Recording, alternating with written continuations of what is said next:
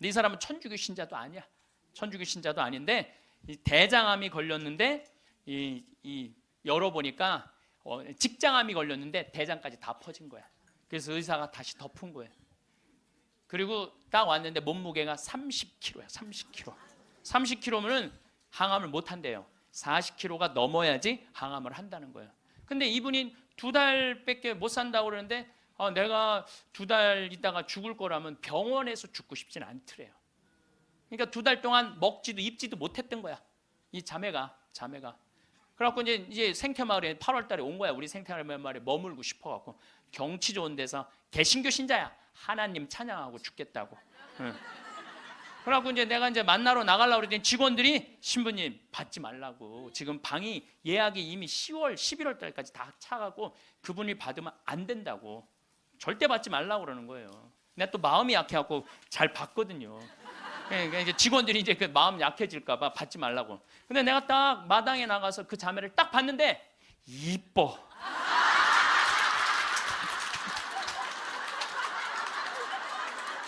아니 57이라는데 그렇게 이뻐요. 이쁘더라고요. 난 서 있지를 못하는 거야. 2달 동안 입지도 먹지도 못했으니까. 너무 이쁘더라고요. 그래서 신부님 나 2달밖에 안 남았는데 여기 있고 싶다고 좀. 그래서 내가 직원들한테 야 죽은 사람 소원도 들어준다는데 산 사람 소원 하나 못 들어주냐? 저는 저도 뭐 아주 뭐 그런 거하고 상관없는 이 위암 아주 초기 환자였어요. 그래서 위를 3분의 1을 잘라냈어요. 근데 5년 전이죠 이제. 그런데 내가 그리고 난 다음에 사는 게 모든 게 감사해. 살아있는 게 감사해. 살아있는 게. 내가 제일 그 삶을 많이 누리고 느끼고 살고는 있지만은 제일 행복할 때가 언제냐면은 이제 아침에 읍내 목욕하러 나가요. 이제 우리는 읍내 목욕탕이 이제 한 8km 되니까 운전을 한 10분 정도 하면은 목욕탕에 6시에 딱 가면은 우리 또 시골은요 전날 청소하는 사람이 다 딱 탕을 닦아놓고 물을 안 받아놓고 가요. 내가 딱 가면은 탕에 물을 내가 제일 먼저 물을 틀어서 물을 받아. 그래갖고 이제 물을 받아갖고 샤워를 하고 탕 안에 그 제일 깨끗한 천물에 몸을 쫙 담그면은요 온몸이 너무 편안한 거야. 거기서 이제 묵주기도 5단을 일단 하고 이제 나와서 딱 운전을 하고 그 평창 읍내에서부터 우리 집까지 오는 길이 내내 옆에 강이 있어요. 딱 하면요 아침에 물 한 개가 산에 쫙 걸려 있고 백로가 쫙 날아가고 강물 소리 듣고 그 바람을 맞고 있으면요 살아있는 게 이렇게 행복한 거구나. 이게 돈 드는 일이 아니에요. 우리가 삶을 얼마든지 누리고 느끼고 생명을 누리고 살 수 있어. 우리가 그걸 할 줄 모르는 게 문제인 거예요. 할 줄 모르는 게. 참 예수님 반갑습니다. 네, 시작기도 하고 강의 시작하도록 하겠습니다. 성부와 성자와 성령의 이름으로 아멘. 암이라고 하는 무서운 병을 만나면서 비로소 하느님을 만나게 되었습니다. 관념이나 추상적인 존재로서가 아니라 매일매일의 삶과 고통 속에서요. 이전에 중요하다고 생각했던 것들이 얼마나 덧없음도 알게 되었고 저를 겸손하게 만드신다는 걸 감사하고 있습니다. 이 세상에서 내가 누구인지 하느님과 나의 관계에서 보다 깊이 이해하게 되었습니다. 내 자신의 한계를 처절하게 경험했고 깊은 실망도 알게 되었습니다. 그럼에도 희망이 얼마나 소중한 것인지 조금 알게 된 것 같아요. 그리고 항상 사람들 속에서 서로를 보살피며 살아야 한다는 것을 비로소 알게 되었습니다. 영광이 성부와 성자와 성령께 성같이 이제와 항상 영원히 아멘. 네, 참 예수님. 네, 우리가 항상 죽기 전에 후회를 참 많이 합니다. 사람들이 병들어서 자신에게 주어진 시간이 얼마 남지 않았다고 하면 하느님, 만약 당신께서 다시 한번 저에게 생명을 허락하셔서 건강하게 된다면 훨씬 더 착하게 살고 운동도 열심히 하고 남들한테 희생도 잘하고 성당도 열심히 다니겠다고 그렇게 자신과 약속하는 사람들 참 많아요. 그렇죠? 내가 본당 신부 때 키가 1m 한 70, 한 4cm 되는 처녀 아이였어요. 키도 크고 얼굴도 이쁘고. 근데 아버지가 고엽제로 돌아가셨어요, 베트남에서. 근데 그때만 해도 이 자식한테 물림을 당한다고 그랬는데 병원에서 유방암일 가능성이 있다고. 그래갖고 이제 검사를 해놓고 한 2주 후에 결과가 나오는 거야. 근데 그 2주 동안 너무 불안한 거야. 그래서 사제관을 찾아왔어요. 신부님 너무 불안하다고. 나 암이면 어떻게 하느냐고. 나 아직 시집도 안 갔는데 아버지 그렇게 돌아가시고 어떻게 하느냐고 막 정말 눈물을 흘리면서 고통스러워하고 괴로워하는 그 아가씨가 있었어요. 그래, 우리 기도해보자. 다 암이지 않을 수 있으니까. 그 2주 후에 이 친구는 와갖고 너무 화난 얼굴로 신부님 암이 아니래요.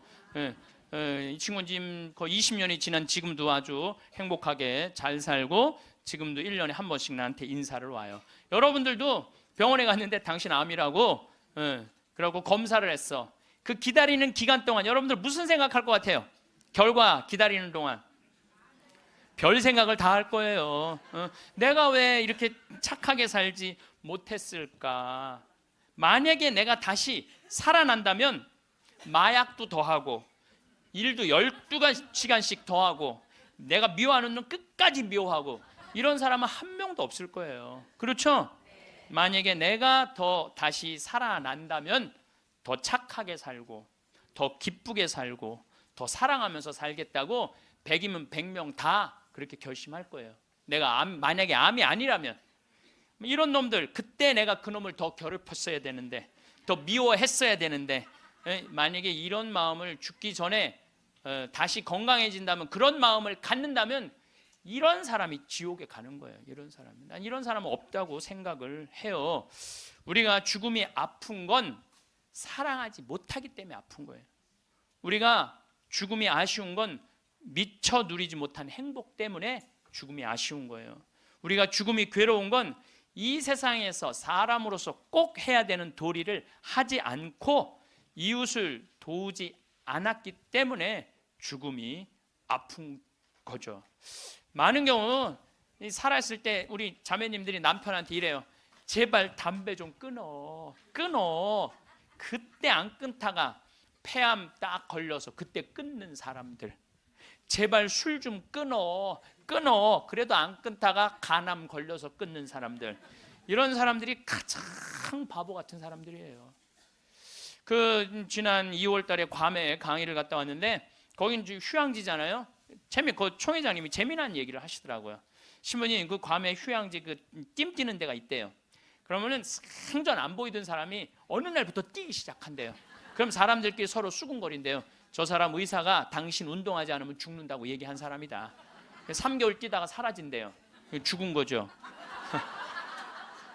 여러분들, 운동도요 평상시에 하는 거예요. 평상시에 병 걸려서 암 걸려서 하는 게 아니고 뭐든지 지금 해야 돼. 사랑도 나중에 하지 말고 지금 하고, 술도 나중에 끊지 말고 지금 끊고, 담배도 어떻게 나중에 끊지 말고 지금 끊고, 성주순례도 나중에 가지 말고 지금 가야 된다는 거예요.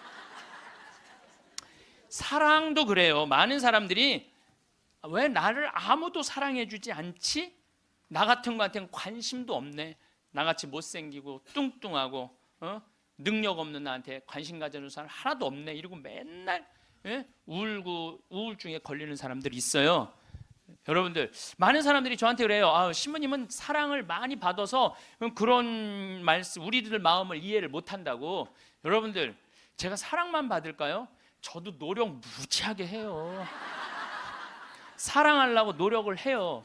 여러분들, 아무것도 안 하고 사랑만 해줘, 사랑만 해줘. 그런 사람 사랑스러워요, 안 사랑스러워요? 노력하는 사람이 사랑도 받는 거예요. 그냥 무조건 가만히 있는데 누가 나를 사랑해줘요? 사랑도 열심히 하면 다. 낭만적인 사람은요, 잘생기고 이쁜 사람이 낭만적인 사랑하는 거 아니에요. 내가 신부 막 됐을 때 어머니 아버지 모시고 강릉 쪽으로 놀러를 갔는데, 하여튼 부부가 놀러를 왔는데 남자는 참 잘생겼는데 여자는 도저히 아닌 얼굴이야. 근데 남편이 나한테 사진을 찍어달라고 그러는데 여보 이리 와. 그리고 아내를 탁 안는데 나 같으면 도저히 못 안을 것 같은데 그 얼굴을 보고는 그 남편은 너무 귀중하게 아내를 안는 거예요. 그래서 사진을 찍으면서도 참 신기하다. 어떻게 저게 가능하지? 근데 한 50대 후반쯤 된 분들이었어요. 근데 제가 요즘 그 부부를 이해를 하기 시작을 해요. 요즘 그래서 그렇게 남편이 소중하게 대했구나. 이게 이해가 돼요. 왜? 가만히 생각을 해보니까 요즘 이렇게 우리 자매님들 이렇게 뭐 한 결혼 30년 된 자매님들 이렇게 보면은요, 그 남편한테 정성스럽게 하고 자식 잘 키우고 살림살이 내조한 그런 분들은요, 얼굴이 잘생기고 못생기고의 문제가 아니야. 남자가 이렇게 바라봤을 때 그래 나하고 함께 인생을 같이 왔구나. 그 자체로 소중한 거야. 이쁘고 그게 상관이 없더라고. 요즘 이제 나이를 먹으니까 그게 이해가 되더라고요. 그래서 그렇게 끌어안고 참 웃으면서 그 아내를 바라봤구나. 사랑은요, 잘생기고 예쁜 여자가 하는 게 아니에요. 마음이 따뜻한 사람들이 하는 게 사랑이에요. 신부님, 저는 얼굴이 못생겨갖고 아무도 저를 바라봐주는 사람이 없어요. 여러분들, 얼굴이 못생겨갖고 아무도 자기를 사랑해주지 않으면 방법이 있어요. 자기가 자기를 사랑해주면 돼요. 자기가 자기를 사랑해주면 되잖아요. 남이 사랑해줄 때 기다리면 그거 힘들어요. 내가 나를 아끼고 사랑해주면 빛이 나. 빛이 나면 사람들은 나한테 다가오게 돼 있는 거예요. 그래서 우리는 하여튼 죽기 전에 생이별하는 거, 사랑도 못하고 뭐 이래서 죽는 게 싫어. 이제 사랑도 하고 여행도 다니고 다 좋아. 그래도 죽는 게 싫어. 왜 그러냐면 존재의 사라짐 때문에 그래요. 내 존재가 이 세상에서 없어진다는 것은 너무너무 슬픈 거예요. 이건 좀 형이상학적인 문제예요. 내 존재가 사라진다는 거. 내가 40살인데 1월 달에 병원에 갔더니 의사가 당신 2달밖에 못 산다. 기껏 살아야 두 달이다. 3월 달에는 죽는다. 그럼 이 사람은요, 이때부터 울기 시작을 하는 거야. 내가 3월 달에 죽어? 나 진달래 보고 싶은데 진달래 필 때 나는 이 세상에 없겠네. 나 여의도 벚꽃 구경 가고 싶은데 벚꽃 필 때 난 이 세상에 없겠네. 나 목련 보고 싶은데 목련 필 때 난 이 세상에 없겠네. 그리고 우는 사람 참 많아요. 나 생태마을에 있으니까 암 환자들 많이 오잖아요. 그래갖고 막 울며 불며 신부님 난 아직 어디도 못 가봤고 제주도도 못 가봤고 바다도 못 가봤고 근데 나 죽는다고 막 울며 불며 하는 사람들 참 많아요. 한 분이 그 암 환자는 잊지를 못하겠어요.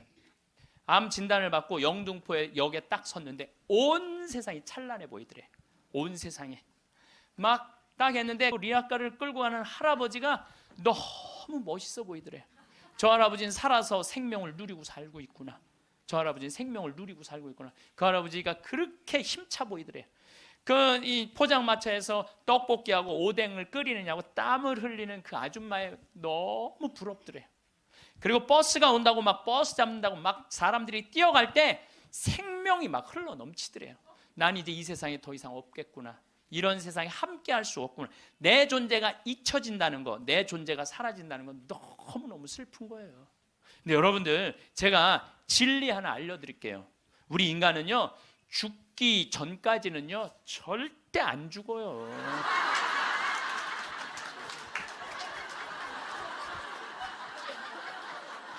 아직 죽지도 않았는데 청승 떨지 말라 이거예요. 죽지도 않았는데 청승 떨지 말라는 거예요. 근데 많은 사람은 아직 죽지도 않았는데 죽은 것처럼 사는 사람들 많아요. 난 죽을 거다, 죽을 거다. 그래서 암 환자들도 두 종류가 있어요. 살아있는 동안 즐겁게 살다가 죽는 사람이 있고, 아직 죽지도 않았는데 죽은 거 지금 죽다가 살다가 죽는 사람이 있다니까요. 그래서 죽기 전까지는 절대 안 죽어요. 작년 8월 달에 우리 생태마을에 이제 우리는 암 환자를 더 이상 안 받습니다. 이 방송 보시는 분들 이제 더 이상 암 환자를 안 받아요. 왜 암 환자를 안 받냐? 우리 집은 사실은 암 환자들 치료 기관이 아니라 환경 교육하고 교우들 피정하는 집이에요. 근데 워낙 먹을거리가 좋고 이래서 내가 암 환자들을 받았는데 요즘은 피정하겠다는 분들이 너무 많이 와서 그분들은 전부 다 청주 꽃마을로 가라고 그래요. 거기 이제 암 환자 전문 기관이니까. 그래서 암 환자를 안 봤는데 작년 8월 달에 암 환자가 또 왔어요. 근데 이 사람은 천주교 신자도 아니야. 천주교 신자도 아닌데 이 대장암이 걸렸는데 열어보니까 직장암이 걸렸는데 대장까지 다 퍼진 거야. 그래서 의사가 다시 덮은 거예요. 그리고 딱 왔는데 몸무게가 30kg야. 30kg. 30kg면은 항암을 못 한대요. 40kg가 넘어야지 항암을 한다는 거예요. 근데 이분이 2달밖에 못 산다고 그러는데 내가 2달 있다가 죽을 거라면 병원에서 죽고 싶진 않더래요. 그러니까 2달 동안 먹지도 입지도 못했던 거야. 이 자매가. 그래갖고 이제 생태마을에 8월 달에 온 거야. 우리 생태마을에 머물고 싶어갖고 경치 좋은 데서 개신교 신자야. 하나님 찬양하고 죽겠다고. 응. 그래갖고 이제 내가 이제 만나러 나가려고 그랬더니 직원들이 신부님 받지 말라고. 지금 방이 예약이 이미 10월, 11월 달까지 다 차가고 그분이 받으면 안 된다고. 절대 받지 말라고 그러는 거예요. 내가 또 마음이 약해갖고 잘 받거든요. 그러니까 이제 직원들이 이제 그 마음 약해질까봐 받지 말라고. 근데 내가 딱 마당에 나가서 그 자매를 딱 봤는데 이뻐.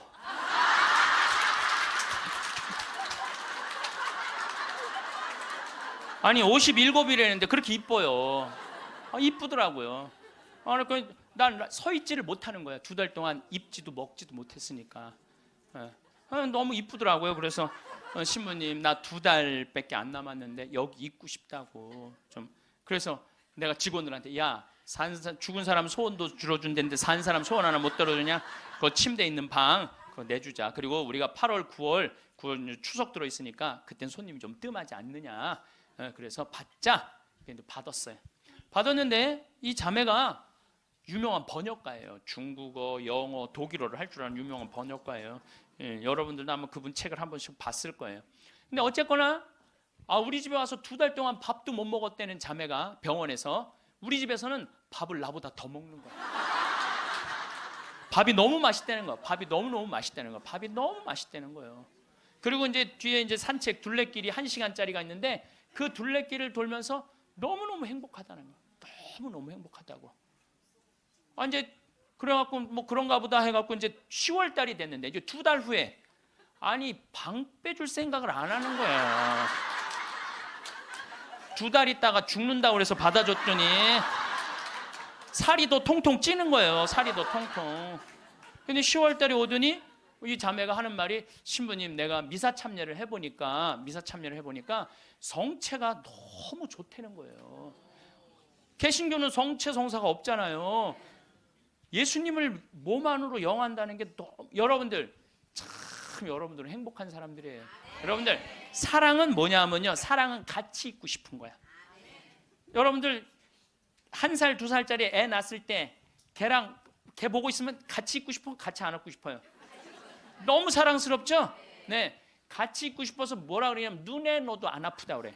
이 눈에 티끌 하나만 들어가도 막 난리를 쳤는데 이만한 걸 눈에 넣어도 안 아프다 그러니 이게 보통 이게 그것처럼 사랑스러워. 눈에 넣어도 그 큰 거를 넣어도 안 아프다는 얘기예요. 근데 예수님은 우리랑 너무 같이 있고 싶은 거야.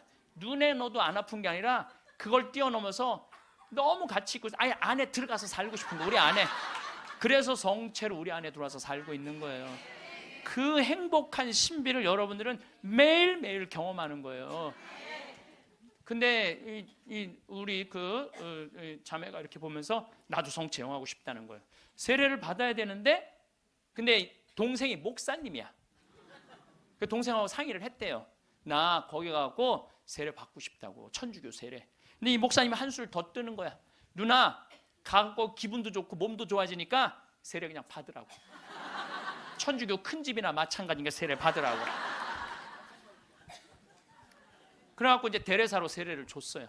데레사로. 그러니까 데레사가 이제 매 시간마다 나한테 와서 강의 듣잖아. 앉아갖고. 근데 똑같은 걸 듣는데도 똑같이 웃기대. 그 자매가. 웃지, 밥 먹지, 공기 마시지, 예수님 먹지. 좋다는 건 다 하는 거, 좋다는 건 다 하는 거예요.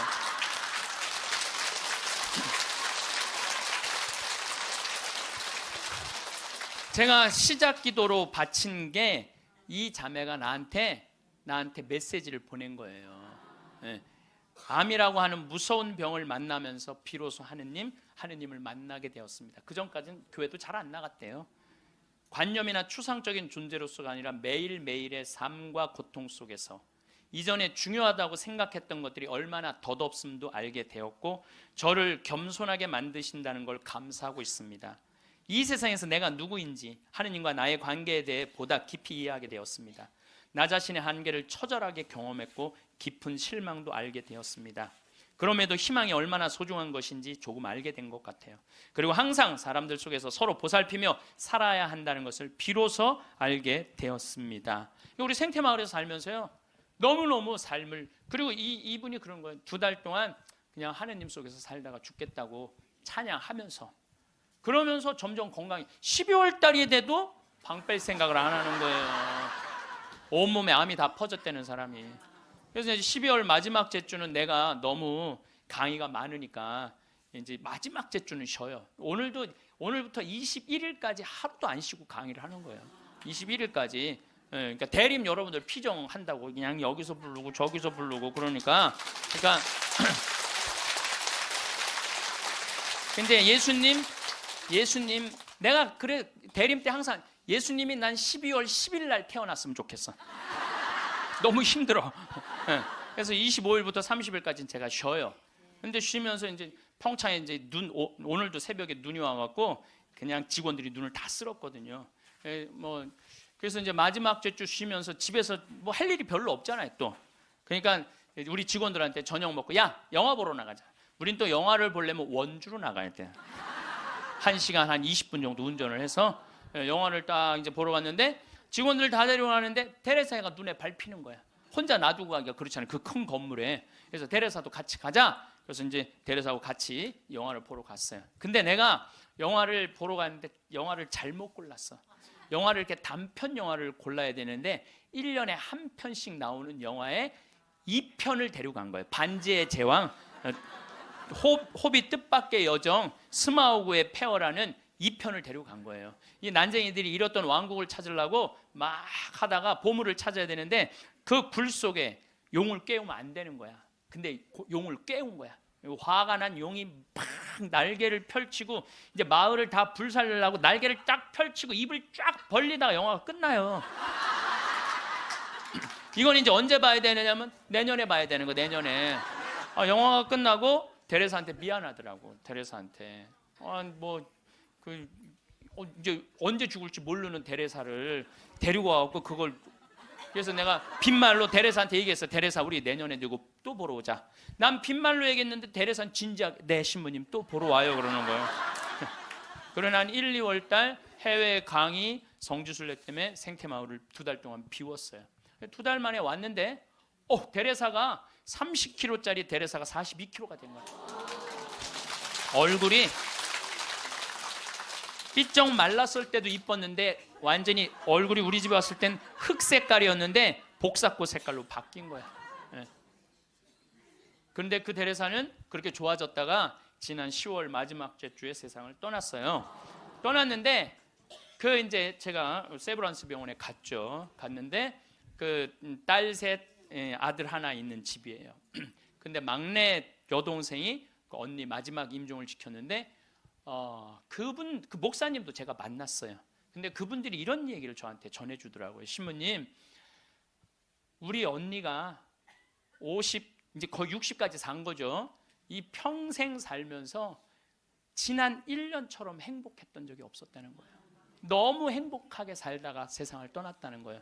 그리고 마지막에 이제 임종하던 날도 예수님 감사합니다. 이거를 계속 입에 계속 하면서 예수님 감사합니다. 자기 1년 동안 너무 산 게 행복했고 당신 만나러 가서 감사하다는 거예요. 계속. 그러고 세상을 떠났다는 거예요. 그래서 저는 사는 것 같이 살다가 죽는 사람은 죽어도 살아요. 그렇죠? 근데 이 세상을 죽는 것 같이 사는 사람은 죽어도 죽어요. 죽어도 죽는 거예요. 그래서 데레사가 그렇게 참 예쁜 모습으로 세상을 떠나는 걸 보면서 우리가 오래 사는 게 문제가 아니야. 사는 날까지 즐겁게 사는 게 행복한 거예요. 우리 그 데레사가 마지막에 나한테 보낸 메시지가 있어요. 이거 내가 끝기도에 할 거지만 지금 다시 한번 읽어드릴게요.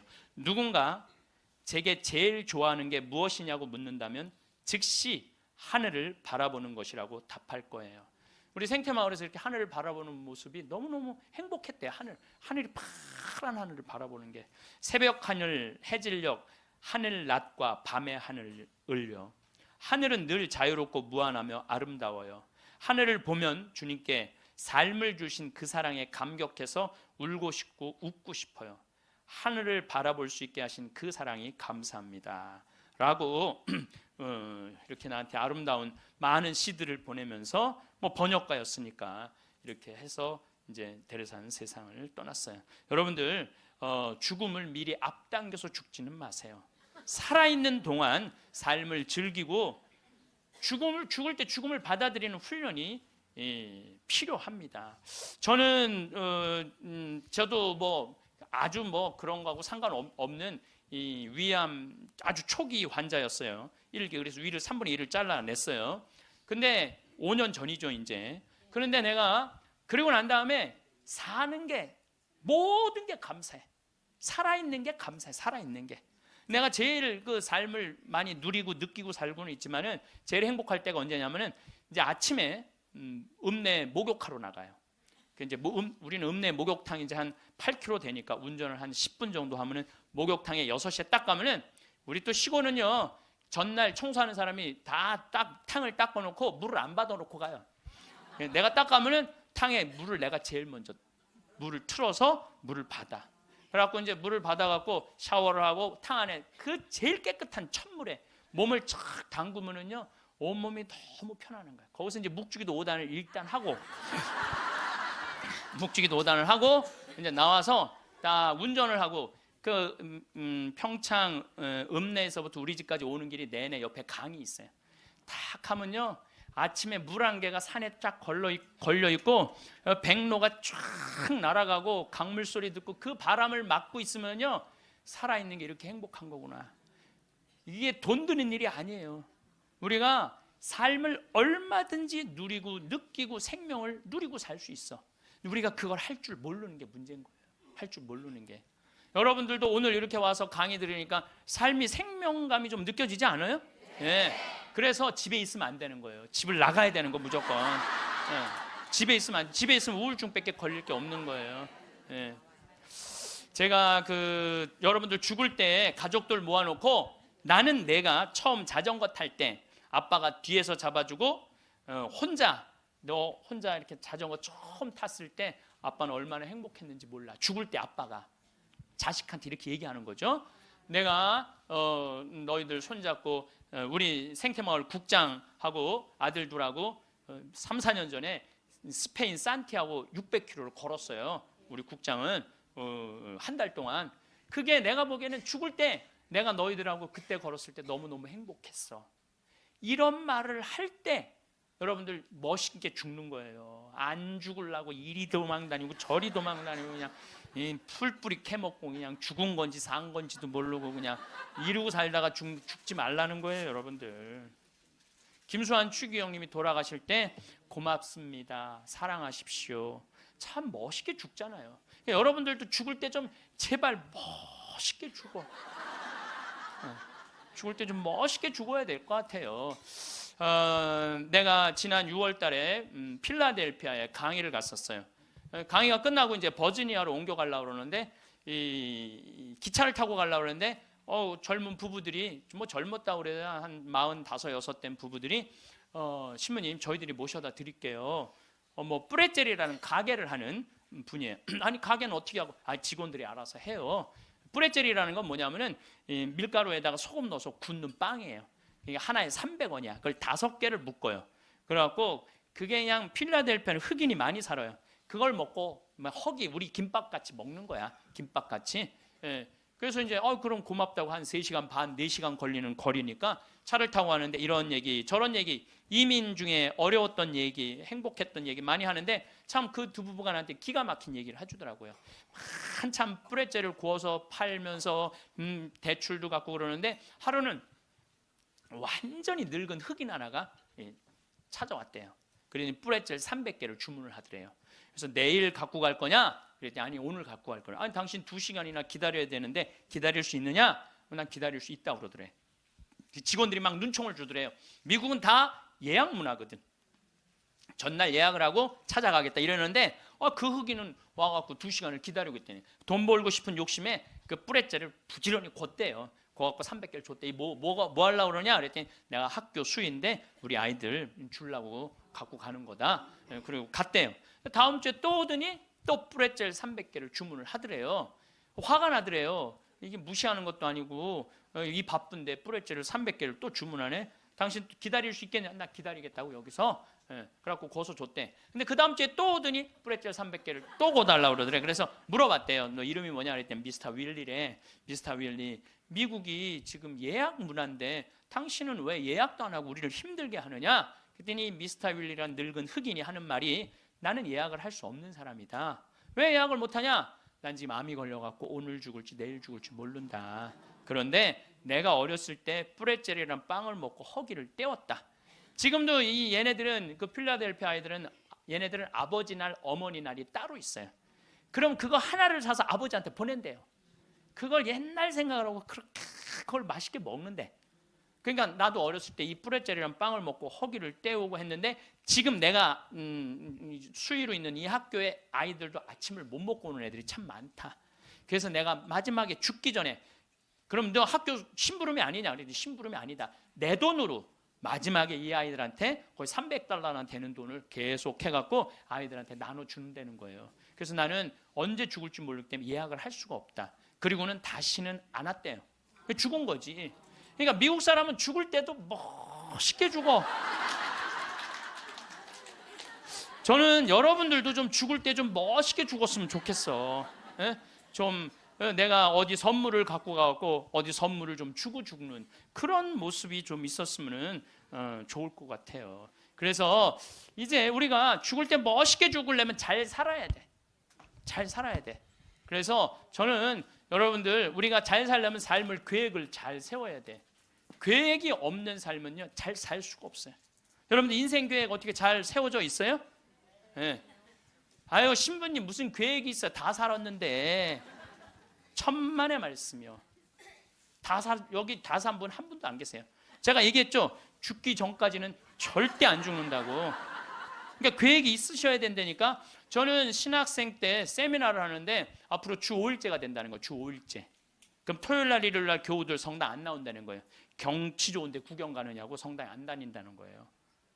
프랑스가 신자 비율이 97%인데 주 5일제 실시하고 미사 참여율이 8%로 떨어져요. 90%가 성당에 안 나오는 거예요. 내가 프랑스에 가보니까 금요일 저녁부터 놀러 나가더라고요. 금요일 저녁. 그 일요일만 되면 그 파리로 엄청난 차들이 들어오는 거야. 그럼 언제 성당에 가? 토요일 날 놀러 다니느냐고. 그럼 내가 30년 전에 신학교 교수님들이 그러더라고요. 앞으로 주 5일째 되면 한국도 그런 일이 벌어질 거다. 금요일 저녁부터 놀러 나갈 것이다. 경치 좋은데 구경 간다고. 그럼 그들을 어떻게 하느님 품으로 이끌 것이냐? 답을 내놔라. 저는 그때 그런 생각을 했어요. 그래, 교우들이 경치 좋은데 구경 간다고 성당을 안 나와? 그럼 나는 나중에 신부가 되면 성당을 경치 좋은데 전화해야 되겠다. 그리고 글리 오라고 해야 되겠다. 그래서 이제 제가 이제 신부 되자마자 저는 생태마을을 신학생 때부터 꿈꿨으니까 신부 되자마자 땅 보러 다녔어요. 용문으로, 양평으로, 가평으로, 안성으로. 주머니 돈 한 푼 없어도 항상 꿈을 하느님이 이루어 주시거든요. 네. 월요일 날 나한테 40억 봉헌한 분도 내가 아프리카 잠비아에 농업대학 세운다는 꿈을 꾼 거예요. 그러니 누가 이루어 주시는 거예요? 하느님이 이루어 주시는 거예요. 믿음이 있어야 돼. 언젠간 줄 거라는 믿음이 있어야 돼. 예. 그래서 이제 막 여기저기 땅 보러 다니는데 뭐 30억, 50억 그러더라고요. 부동산 업자가 신부님 돈이 어디 있어 땅을 보러 다니느냐고. 나 돈 한 푼도 없다.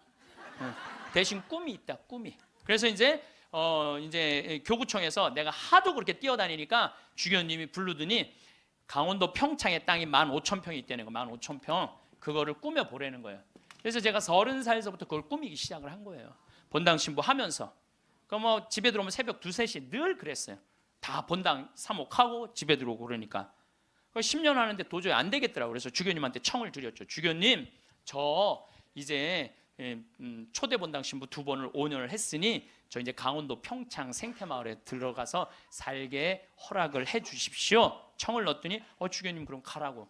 그래서 내가 가서 생태마을에 가서 사는데 10년 동안 꽃 심어놓고 나무 심어놓고 사니까 지금은 봄만 되면 천국이에요. 천국. 얼마나 꽃이 피면 아름다운지 몰라요. 산수유 피고 개나리, 진달래, 마로니에, 목련, 벚꽃, 찔레꽃, 이팝꽃, 조팝꽃 이런 거 피면은 꽃동산이에요. 꽃동산. 얼마나 아름다운지 몰라요. 그래갖고 마당에 딱 서면 강이 쫙 내려다 보이니까 얼마나 좋아요. 사람이요, 여러분들 산이 하나 보이는 데 사는 사람은 그냥 그런 데서 사는 거래요. 근데 산이 3겹이 겹쳐서 보이는 데서 살면은요 좋은 땅에서 사는 사람이라는 거예요. 근데 산이 한 5겹 겹쳐 보이는 데서 사는 사람은 명당에서 산다는 거예요. 근데 산이 한 7겹 겹쳐 보이면은 대명당, 대신 내려다 보여야 돼. 그 산이 내려다 보이면 대명당에 사는 거야. 근데 우리는 여기 쓰면은 치악산 그 자락까지 보니까 12겹까지 보여. 12겹까지. 그리고 거기에 강 하나 흘러주면은 그건 말할 것도 없대는데 앞마당에. 그러니까 딱 마당에 딱 서 있으면은요 얼마나 행복한지 몰라요. 이렇게 내가 50살이 된 거야. 그리고 밤하늘의 별이, 여러분들 우리 데레사도 별 얘기 했잖아요. 별이 얼마나 아름다운지 몰라요. 그러니까 우리 여기 남산이 278m야. 우리 생태마을은 325m야. 그러니까 강의 끝나고 밤 11시, 12시에 가면요 하늘을 보면요 지금은 이제 오리온, 황소자리, 마차부자리, 카시오페아, 북두칠성, 별똥별이 떨어지잖아요. 별똥별 꼬리 타는 소리가 들려요. 별똥 떨어질 때, 뻥이 아니라니까. 떨어질 때 따다다다다다 이러면서 떨어요. 따다다다다. 참. 이렇게 내 청춘 50이 됐어 내가. 그랬더니 교구청에서 부르더니 황 신부님 그 평창 생태마을 꾸민 경험을 가지고 여주의 땅이 15만 8천 평이 있대. 15만 8천 평. 여기 10배야. 평창보다 10배. 그거를 좀 꾸미라는 거. 4년 전에. 그래갖고 내가 여주 이제 군청에 들어갔더니 신부님 거기는 안 되는 데라는 거예요. 안 되는. 왜 안 되느냐? 여기는 수질관리 지역이기 때문에 한강 2km밖에 안 남았기 때문에 여긴 이렇게 큰 건물을 허가를 해줄 수가 없다는 거예요. 난 너무 하고 싶은데 허가 받을 수 있는 길이 뭐냐? 그랬더니 국회에 올라가래. 국회에서 해결해 줘야 된대. 우린 또 그렇게 되면 바로 해요. 국회 갔어요. 그래갖고 해당 지역 국회의원을 만났어요. 나 우리나라 국민들이 맨날 먹고 마시는 데만 있는 게 아니라 정말 정신적으로 쉴 수 있는 공간을 만들고 싶다. 그래서 여기 하고 싶다. 그랬더니 국회의원이 딱 보더니 신부님 이거 안 되는 거라고. 근데 한마디 했어. 내가 안 되니까 여기 왔지 데모 오겠냐고.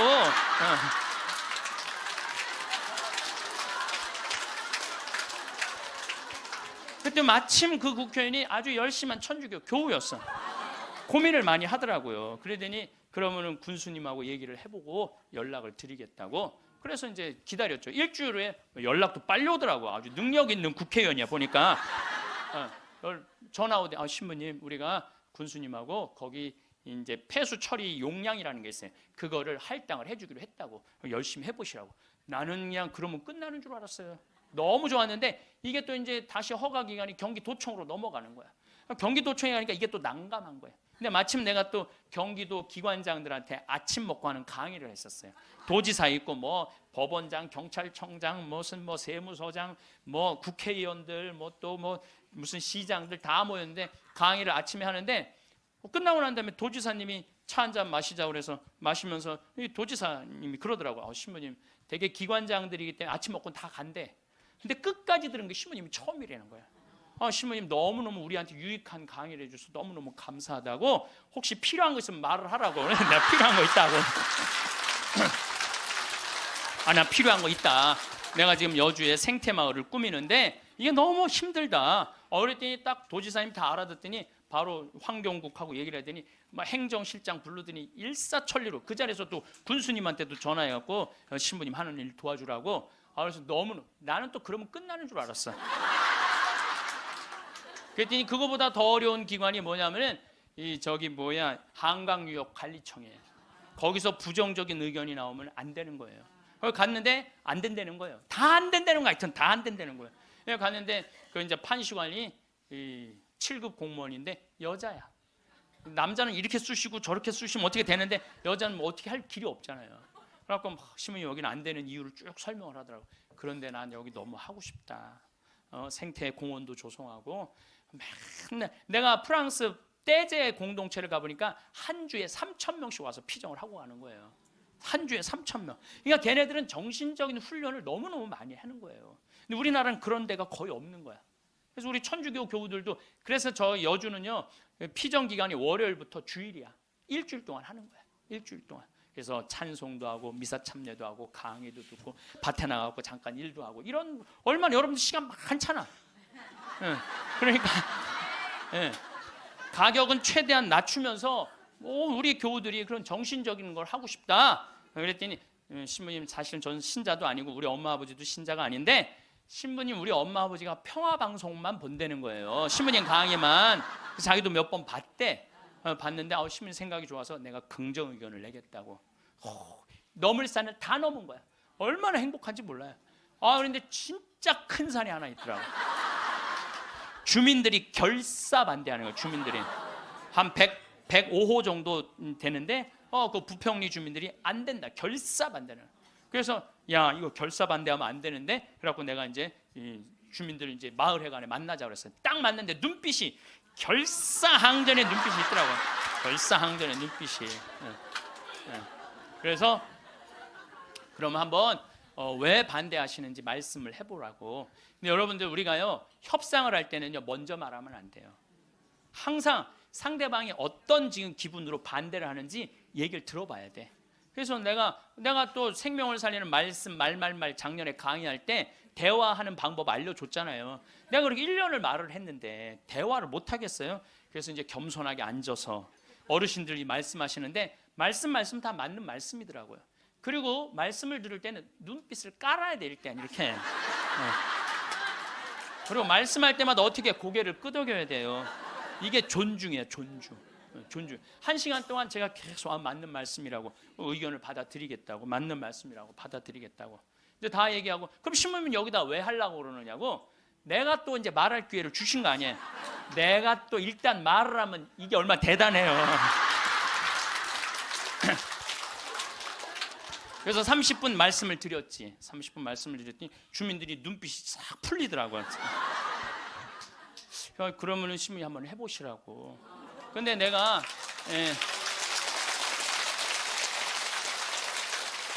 그걸로 끝나서는 안 될 것 같아. 그래서 저는 강원도도 이런 생태마을을 하는데 내가 주민들을 초청하고 싶다고 초청을 해서 이런 생태 이게 나쁜 게 아니고 정말 생명을 살리고 싶은 그런 마음으로 건강한 먹을거리를 만들고 싶은 마음으로 하는 거니까 한번 와서 보시라고. 이제 주민들을 이제 우리 생태마을에 모셨어요. 근데 그날따라 피정객들이 엄청나게 온 거야. 그날따라. 그래갖고 막 우리 지역 농산물 다 유통을 하거든요. 지역 동네 뭐 여기 영월 평창에 있는 농산물들 뭐 하다못해 꿀까지도 다 우리 집에 들어오면 피정객들이 와서 다 사가니까. 그러니까 지역 농산물들을 다 유통을 해주니까 얼마나 좋아요. 그걸 보더니 제가 바로 저런 거 여러분들 거기 이제 옥수수, 감자, 고구마 많이 심거든요. 이런 거 다 유통시켜 주려고 지금 그러는 거다. 주민들이 보더니 우리하고 함께 하려고 그러는 거야. 그래서 주민들이 서명까지 다 해줬어. 서명까지.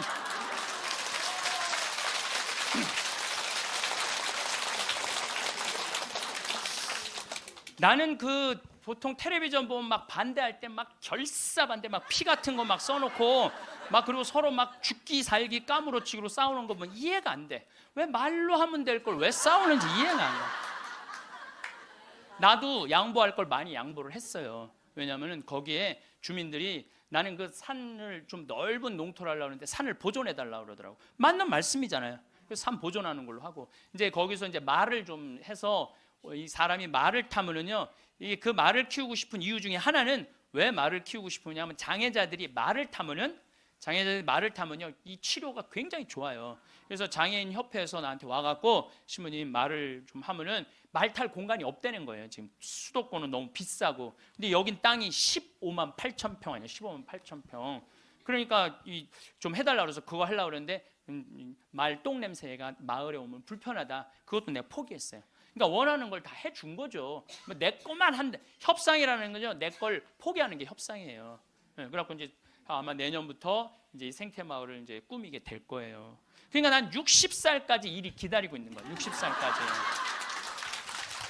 남들은 60살 되면 명퇴한다, 조퇴한다 그러는데 나는 일이 기다리고 있으니까 얼마나 좋아. 사람은요, 꿈꾸는 사람이 행복한 거예요.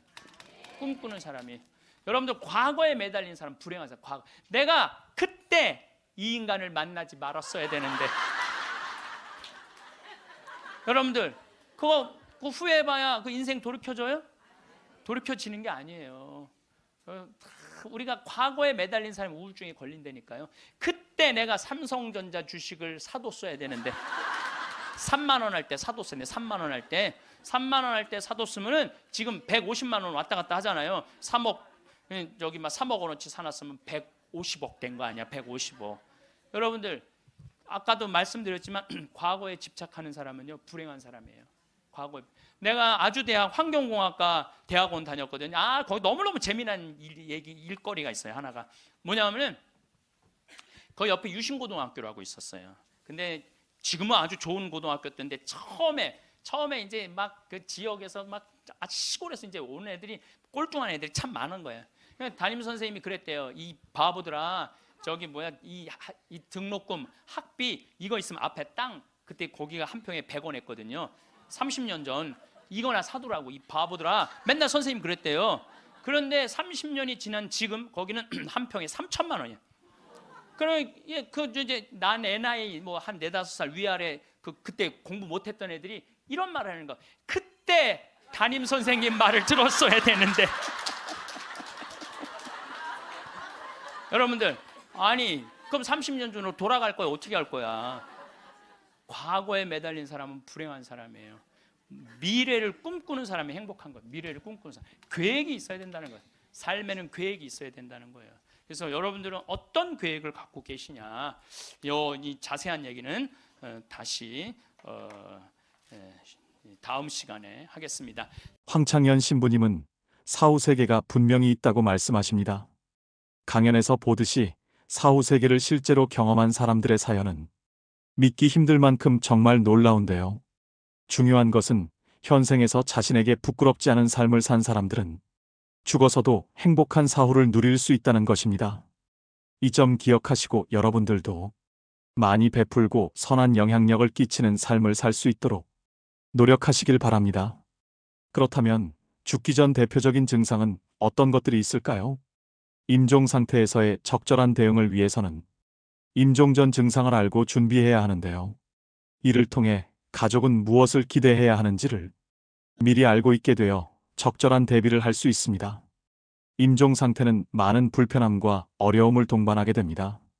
대부분 사람들은 죽기 전에 어떤 신호가 찾아오는지 모릅니다. 의사가 말하는 사람이 죽기 일주일 전 나타나는 대표적인 증상에 대해 알려드리겠습니다. 첫 번째, 심각한 쇠약과 피로를 느낍니다. 우리 몸이 중단되기 시작하면 심각한 쇠약과 피로를 경험할 수 있습니다.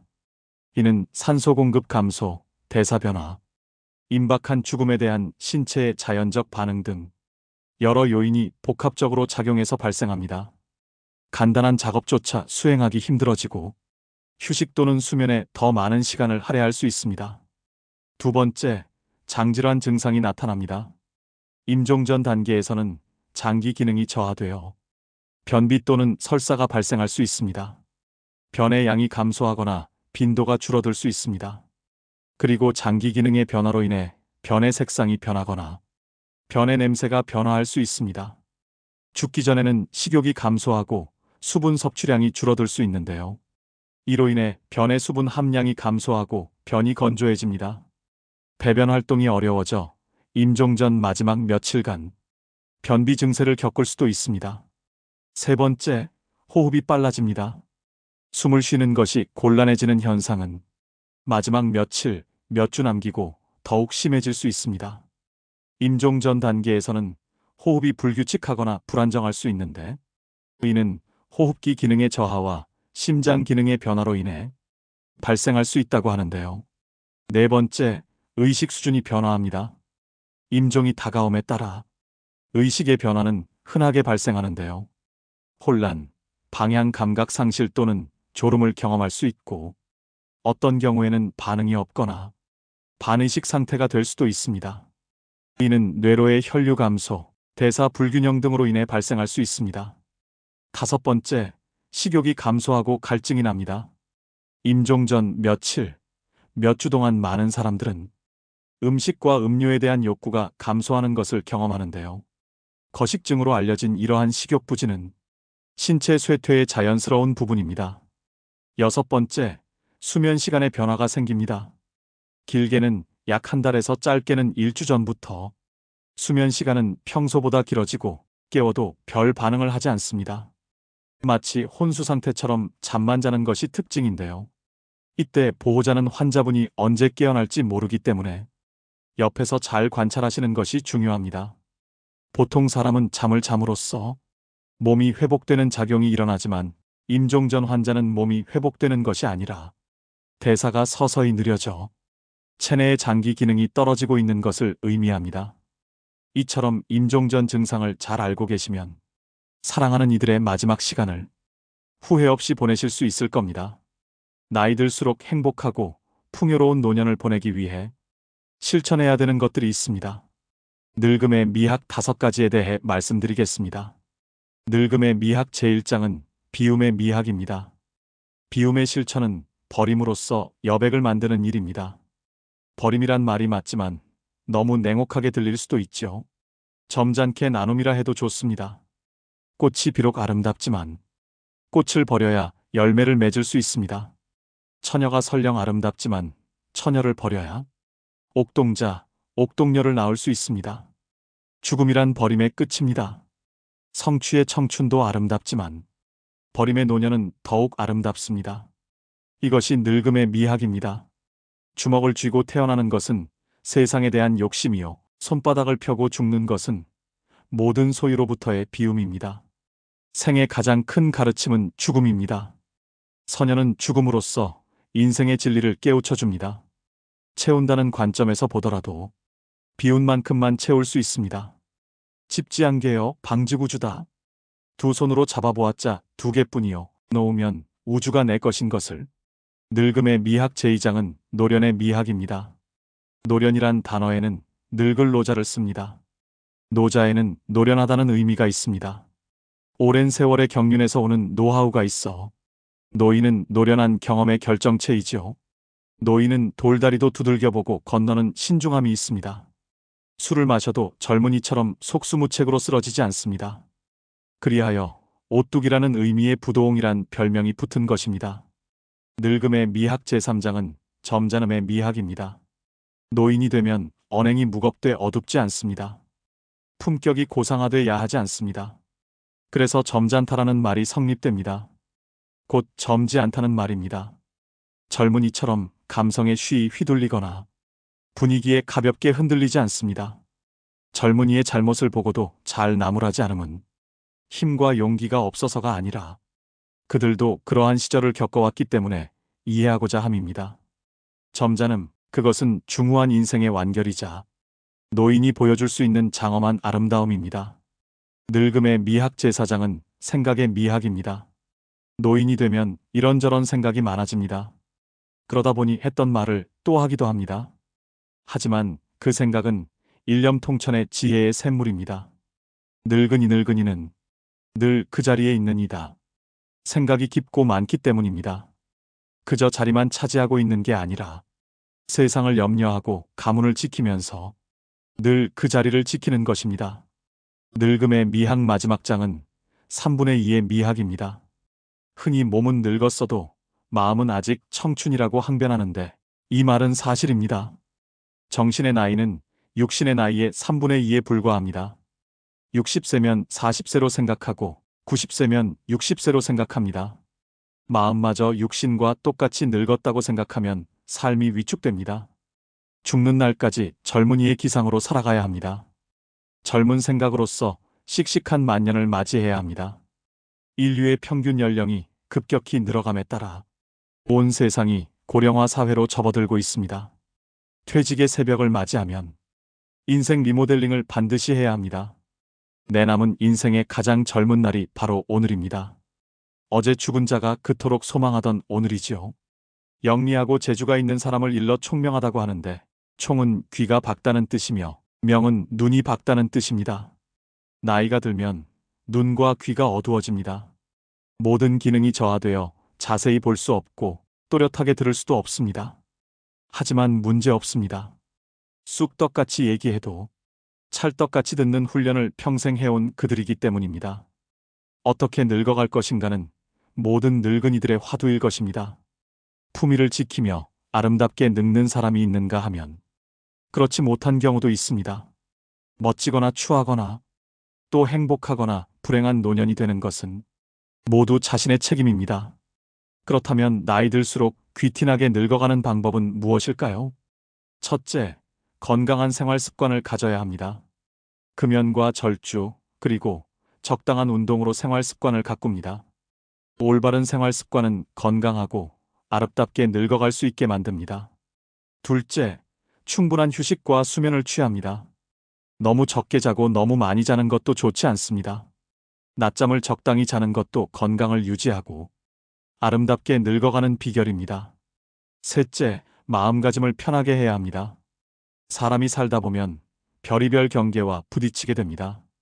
하지만 언제나 긍정적, 적극적인 행동으로 마음을 편하게 가지면 곱게 늙어갈 수 있습니다. 넷째, 노화에 맞서지 말고 자연스럽게 수용해야 합니다. 의학 발달로 주름살 하나에도 피부 미용 시술과 성형을 합니다. 하지만 자연스럽게 늙어가야 합니다. 나이에 맞지 않는 어색함을 주는 얼굴은 오히려 우아함을 상실합니다. 다섯째, 욕심을 버려야 됩니다. 아무리 의욕 있고 하고 싶어도 나이 들면 욕심을 부리면 안 됩니다. 나이 들어 욕심 부리면 추하게 보여 외면당하기 십상입니다. 여섯째, 말을 줄인다. 젊은 애들은 제잘제잘 말을 많이 하면 귀엽습니다. 그런데 나이 들어 말을 많이 하면 다들 싫어합니다. 특히 잔소리는 금물입니다. 일곱째, 회의나 모임에 부지런히 참석하세요. 불러만 줘도 기쁜 나이입니다. 대외 활동을 기피하면 정신과 육체가 모두 병들 수 있습니다. 동창회나 카페 모임, 옛 직장 동료 모임 등에 웬만하면 빠짐없이 참석해야 됩니다. 여덟째, 공덕을 쌓습니다. 지금 쌓은 공덕이 내 인생 미천이 됩니다. 내 생을 이 생보다 멋지게 살려면 생전에 아낌없이 베풀어야 합니다. 보시보다 더 큰 공덕이 없다고 했습니다. 아홉째, 사랑을 합니다. 사랑을 받고 사랑을 주는 것만큼 아름답게 늙어가게 하는 일은 없습니다. 사랑을 하면 얼굴색이 변하고 곱게 늙어갈 수 있습니다. 마지막 10번째, 죽음을 준비합니다. 인간은 누구나 죽습니다. 우주의 섭리를 거부하고 더 살겠다고 발버둥치는 것을 노출하고 합니다. 마지막으로 죽음에 관한 좋은 글 하나 읽어드리겠습니다. 무엇이 삶이고 무엇이 늙음이고 무엇이 죽음인가? 현재의 행복에 최선을 다함이 삶이요. 이러한 삶이 오래되어 편해짐이 늙음이요. 영원히 쉬는 것이 죽음이라면 틀린 말일까? 사람들은 모든 면에서 양면성을 지닌다. 생과 사에 대해서도 그렇다. 어떤 사람들은 살기 위해 발버둥치고 또 어떤 이들은 쉽게 죽어버리려고 한다. 인간들 외에도 모든 생물은 열매를 맺는다. 벼 이삭도 쌀을 맺으면 그 줄기와 이파리는 누렇게 시들고 볼품 없어지는 것이다. 사과나무도 사과를 연글게 할 무렵이면 그 이파리는 벌레 먹어 흉한 모습이 된다. 사람도 이와 같이 그 열매, 곧 아들과 딸을 장성시키면 늙고 병들어 볼품없는 모습으로 변해가는 것이다. 이러한 현상은 지극히 당연하고 자연스러운 것이며 우리는 그와 같은 모습에 오히려 존경심을 가져야 한다. 늙고 추하게 변해가는 것을 두려워해서는 안 된다. 또한 죽음을 두려워해서도 안 된다. 늙으면 쉬게 되는 것이고 죽는다는 것은 있던 것이 없어지는 것이 아니라 영혼과 육체가 분리되기 때문에 더 편히 쉬게 되는 것이다. 인생은 배를 타고 강을 건너가는 것과 같으며 강 저편에 닿으면 배를 버리고 무트로 올라가서 마을로 걸어 들어가는 것이다. 육신은 버리고 가야만 하는 배요. 영혼은 마을로 들어가는 나그네인 것이다. 모든 것은 지나가게 마련이다. 고통의 괴로움도 시간이 지나면 새살이 돋아나서 괴로움의 상처는 아물게 마련이다. 어렵고 힘든 시기도 시간이 흐른 뒤에는 나에게 소중한 성장의 선물이 되었다는 사실을 깨닫게 될 것이다. 내 삶에는 희극만이 존재하지는 않는다. 희극과 비극이 늘 함께 공존한다. 나는 그것들과 함께 동행하면서 내 삶을 아름답게 꽃 피우다. 때가 되면 소리 없이 지고 싶다. 참 예수님, 반갑습니다. 네, 시작기도 하고 강의 시작하도록 하겠습니다. 성부와 성자와 성령의 이름으로 아멘. 암이라고 하는 무서운 병을 만나면서 비로소 하느님을 만나게 되었습니다. 관념이나 추상적인 존재로서가 아니라 매일매일의 삶과 고통 속에서요, 이전에 중요하다고 생각했던 것들이 얼마나 덧없음도 알게 되었고 저를 겸손하게 만드신다는 걸 감사하고 있습니다. 이 세상에서 내가 누구인지 하느님과 나의 관계에서 보다 깊이 이해하게 되었습니다. 내 자신의 한계를 처절하게 경험했고 깊은 실망도 알게 되었습니다. 그럼에도 희망이 얼마나 소중한 것인지 조금 알게 된 것 같아요. 그리고 항상 사람들 속에서 서로를 보살피며 살아야 한다는 것을 비로소 알게 되었습니다. 영광이 성부와 성자와 성령께 성같이 이제와 항상 영원히 아멘. 네, 참 예수님. 네, 우리가 항상 죽기 전에 후회를 참 많이 합니다. 사람들이 병들어서 자신에게 주어진 시간이 얼마 남지 않았다고 하면 하느님, 만약 당신께서 다시 한번 저에게 생명을 허락하셔서 건강하게 된다면 훨씬 더 착하게 살고 운동도 열심히 하고 남들한테 희생도 잘하고 성당도 열심히 다니겠다고 그렇게 자신과 약속하는 사람들 참 많아요. 그렇죠? 내가 본당 신부 때 키가 1m 한 74cm 되는 처녀 아이였어요. 키도 크고 얼굴도 이쁘고. 근데 아버지가 고엽제로 돌아가셨어요, 베트남에서. 근데 그때만 해도 이 자식한테 물림을 당한다고 그랬는데 병원에서 유방암일 가능성이 있다고. 그래갖고 이제 검사를 해놓고 한 2주 후에 결과가 나오는 거야. 근데 그 2주 동안 너무 불안한 거야. 그래서 사제관을 찾아왔어요. 신부님 너무 불안하다고. 나 암이면 어떻게 하느냐고. 나 아직 시집도 안 갔는데 아버지 그렇게 돌아가시고 어떻게 하느냐고 막 정말 눈물을 흘리면서 고통스러워하고 괴로워하는 그 아가씨가 있었어요. 그래, 우리 기도해보자. 다 암이지 않을 수 있으니까.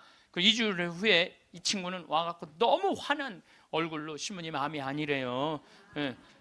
이 친구는 지금 거의 20년이 지난 지금도 아주 행복하게 잘 살고 지금도 1년에 한 번씩 나한테 인사를 와요. 여러분들도 병원에 갔는데 당신 암이라고 그러고 검사를 했어. 그 기다리는 기간 동안 여러분들 무슨 생각할 것 같아요? 결과 기다리는 동안 별 생각을 다 할 거예요. 내가 왜 이렇게 착하게 살지 못했을까? 만약에 내가 다시 살아난다면 마약도 더하고 일도 12시간씩 더하고 내가 미워하는 놈 끝까지 미워하고 이런 사람은 한 명도 없을 거예요. 그렇죠?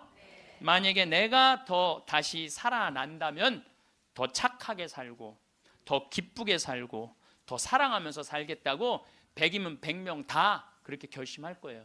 내가 만약에 암이 아니라면 이런 놈들 그때 내가 그 놈을 더 괴롭혔어야 되는데 더 미워했어야 되는데 만약에 이런 마음을 죽기 전에 다시 건강해진다면 그런 마음을 갖는다면 이런 사람이 지옥에 가는 거예요. 이런 사람은. 난 이런 사람은 없다고 생각을 해요. 우리가 죽음이 아픈 건 사랑하지 못하기 때문에 아픈 거예요. 우리가 죽음이 아쉬운 건 미처 누리지 못한 행복 때문에 죽음이 아쉬운 거예요.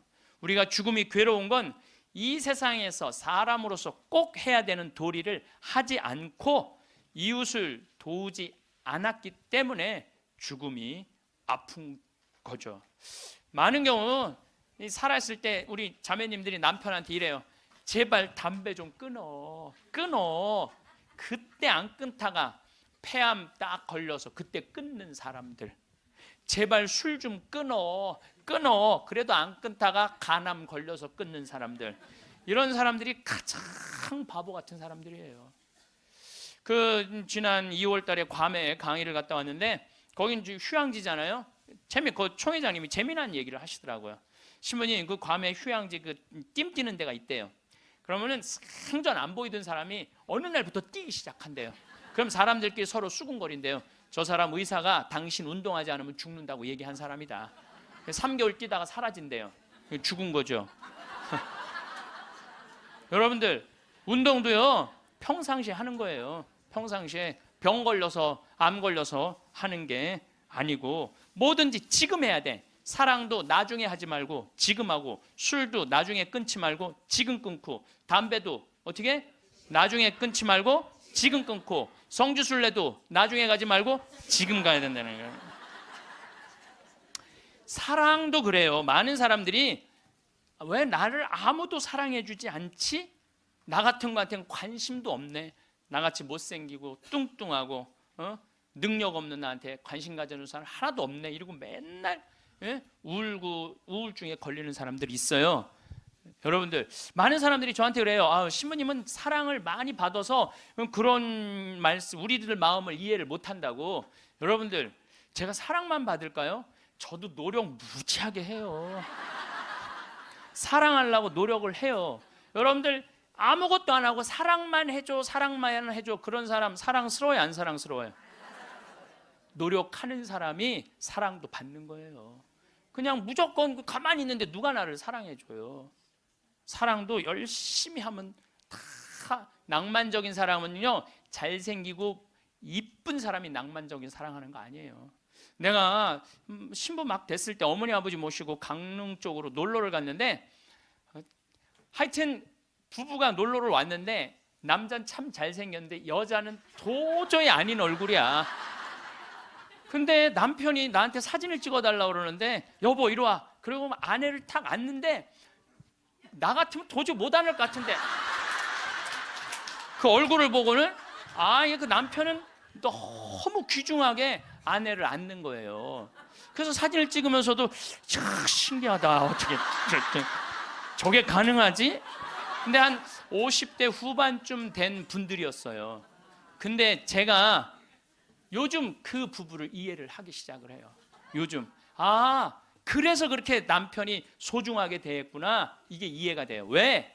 가만히 생각을 해보니까 요즘 이렇게 우리 자매님들 이렇게 뭐 한 결혼 30년 된 자매님들 이렇게 보면은요, 그 남편한테 정성스럽게 하고 자식 잘 키우고 살림살이 내조한 그런 분들은요, 얼굴이 잘생기고 못생기고의 문제가 아니야. 남자가 이렇게 바라봤을 때, 그래 나하고 함께 인생을 같이 왔구나, 그 자체로 소중한 거야. 이쁘고 그게 상관이 없더라고. 요즘 이제 나이를 먹으니까 그게 이해가 되더라고요. 그래서 그렇게 끌어안고 참 웃으면서 그 아내를 바라봤구나. 사랑은요, 잘생기고 예쁜 여자가 하는 게 아니에요. 마음이 따뜻한 사람들이 하는 게 사랑이에요. 신부님, 저는 얼굴이 못생겨갖고 아무도 저를 바라봐주는 사람이 없어요. 여러분들, 얼굴이 못생겨갖고 아무도 자기를 사랑해주지 않으면 방법이 있어요. 자기가 자기를 사랑해주면 돼요. 자기가 자기를 사랑해주면 되잖아요. 남이 사랑해줄 때 기다리면 그거 힘들어요. 내가 나를 아끼고 사랑해주면 빛이 나. 빛이 나면 사람들은 나한테 다가오게 돼 있는 거예요. 그래서 우리는 하여튼 죽기 전에 생이별하는 거, 사랑도 못하고 뭐 이래서 죽는 게 싫어. 이제 사랑도 하고 여행도 다니고 다 좋아. 그래도 죽는 게 싫어. 왜 그러냐면 존재의 사라짐 때문에 그래요. 내 존재가 이 세상에서 없어진다는 것은 너무너무 슬픈 거예요. 이건 좀 형이상학적인 문제예요. 내 존재가 사라진다는 거. 내가 40살인데 1월 달에 병원에 갔더니 의사가 당신 2달밖에 못 산다. 기껏 살아야 2달이다. 3월 달에는 죽는다. 그럼 이 사람은요, 이때부터 울기 시작을 하는 거야. 내가 3월 달에 죽어? 나 진달래 보고 싶은데 진달래 필 때 나는 이 세상에 없겠네. 나 여의도 벚꽃 구경 가고 싶은데 벚꽃 필 때 난 이 세상에 없겠네. 나 목련 보고 싶은데 목련 필 때 난 이 세상에 없겠네. 그리고 우는 사람 참 많아요. 나 생태마을에 있으니까 암 환자들 많이 오잖아요. 예. 그래갖고 막 울며 불며 신부님 난 아직 어디도 못 가봤고 제주도도 못 가봤고 바다도 못 가봤고 근데 나 죽는다고 막 울며 불며 하는 사람들 참 많아요. 한 분이 그 암 환자는 잊지를 못하겠어요. 암 진단을 받고 영등포에 역에 딱 섰는데 온 세상이 찬란해 보이더래. 온 세상에 막 딱 했는데 리아카를 끌고 가는 할아버지가 너무 멋있어 보이더래. 저 할아버지는 살아서 생명을 누리고 살고 있구나. 저 할아버지는 생명을 누리고 살고 있구나. 그 할아버지가 그렇게 힘차 보이더래. 이 포장마차에서 떡볶이하고 오뎅을 끓이느냐고 땀을 흘리는 그 아줌마에 너무 부럽더래. 그리고 버스가 온다고 막 버스 잡는다고 막 사람들이 뛰어갈 때 생명이 막 흘러 넘치더래요. 난 이제 이 세상에 더 이상 없겠구나. 이런 세상에 함께 할 수 없구나. 내 존재가 잊혀진다는 거, 내 존재가 사라진다는 건 너무너무 슬픈 거예요. 근데 여러분들 제가 진리 하나 알려드릴게요. 우리 인간은요 죽기 전까지는요 절대 안 죽어요.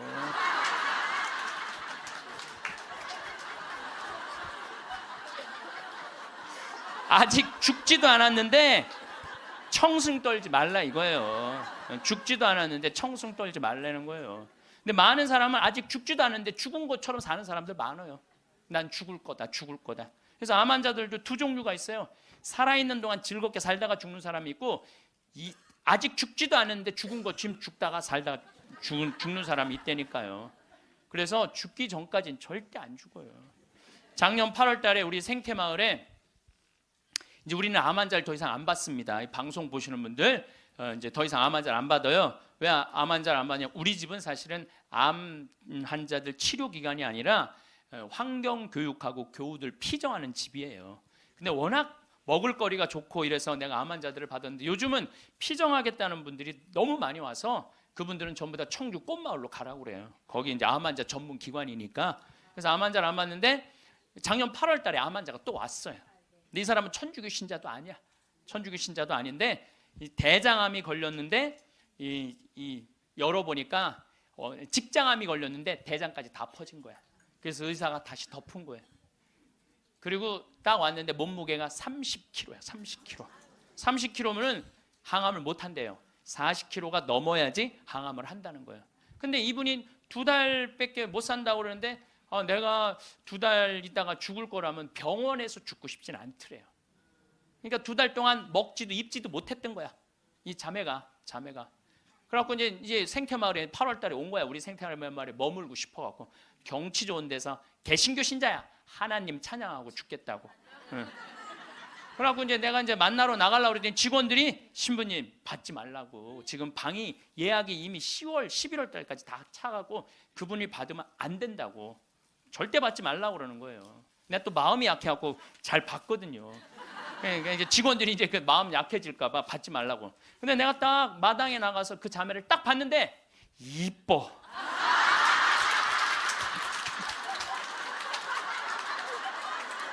아니 57이라는데 그렇게 이뻐요. 이쁘더라고요. 그러니까 난 서 있지를 못하는 거야. 2달 동안 입지도 먹지도 못했으니까. 너무 이쁘더라고요. 그래서 신부님 나 2달밖에 안 남았는데 여기 있고 싶다고 좀. 그래서 내가 직원들한테 야 죽은 사람 소원도 들어준다는데 산 사람 소원 하나 못 들어주냐? 그 침대 있는 방 그거 내주자. 그리고 우리가 8월 9월 추석 들어있으니까 그땐 손님이 좀 뜸하지 않느냐. 그래서 받자. 받았어요. 받았는데 이 자매가 유명한 번역가예요. 중국어, 영어, 독일어를 할 줄 아는 유명한 번역가예요. 여러분들도 아마 그분 책을 한 번씩 봤을 거예요. 근데 어쨌거나 우리 집에 와서 2달 동안 밥도 못 먹었다는 자매가 병원에서 우리 집에서는 밥을 나보다 더 먹는 거야. 밥이 너무 맛있다는 거야. 밥이 너무 맛있다는 거야. 밥이 너무 맛있다는 거예요. 그리고 이제 뒤에 이제 산책 둘레길이 1시간짜리가 있는데 그 둘레길을 돌면서 너무너무 행복하다는 거야. 너무너무 행복하다고. 이제 그래갖고 뭐 그런가 보다 해갖고 이제 10월 달이 됐는데 이제 2달 후에 아니 방 빼줄 생각을 안 하는 거야. 2달 있다가 죽는다고 그래서 받아줬더니 살이 더 통통 찌는 거예요. 살이 더 통통. 근데 10월 달에 오더니 이 자매가 하는 말이, 신부님 내가 미사 참여를 해보니까 성체가 너무 좋다는 거예요. 개신교는 성체 성사가 없잖아요. 예수님을 몸 안으로 영한다는 게 여러분들 참 여러분들은 행복한 사람들이에요. 여러분들 사랑은 뭐냐면요, 사랑은 같이 있고 싶은 거야. 여러분들 1살 2살짜리 애 낳았을 때 걔 보고 있으면 같이 있고 싶어, 같이 안 안고 싶어요? 너무 사랑스럽죠? 네, 같이 있고 싶어서 뭐라 그러냐면 눈에 넣어도 안 아프다 그래. 이 눈에 티끌 하나만 들어가도 막 난리를 쳤는데 이만한 걸 눈에 넣어도 안 아프다 그러네. 이게 보통 이게 사랑, 그것처럼 사랑스러워. 눈에 넣어도 그 큰 거를 넣어도 안 아프다는 얘기예요. 근데 예수님은 우리랑 너무 같이 있고 싶은 거야.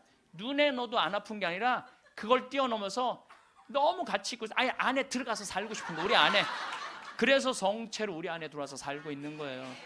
그 행복한 신비를 여러분들은 매일매일 경험하는 거예요.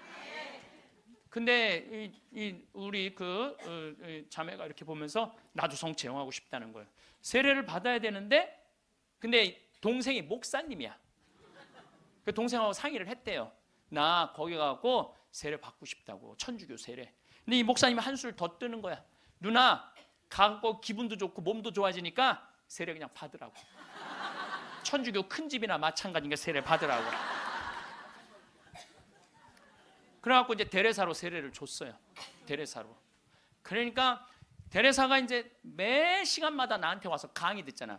앉아갖고. 근데 똑같은 걸 듣는데도 똑같이 웃기대. 그 자매가 웃지, 밥 먹지, 공기 마시지, 예수님 먹지.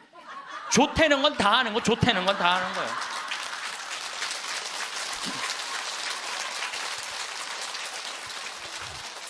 제가 시작 기도로 바친 게 이 자매가 나한테 메시지를 보낸 거예요.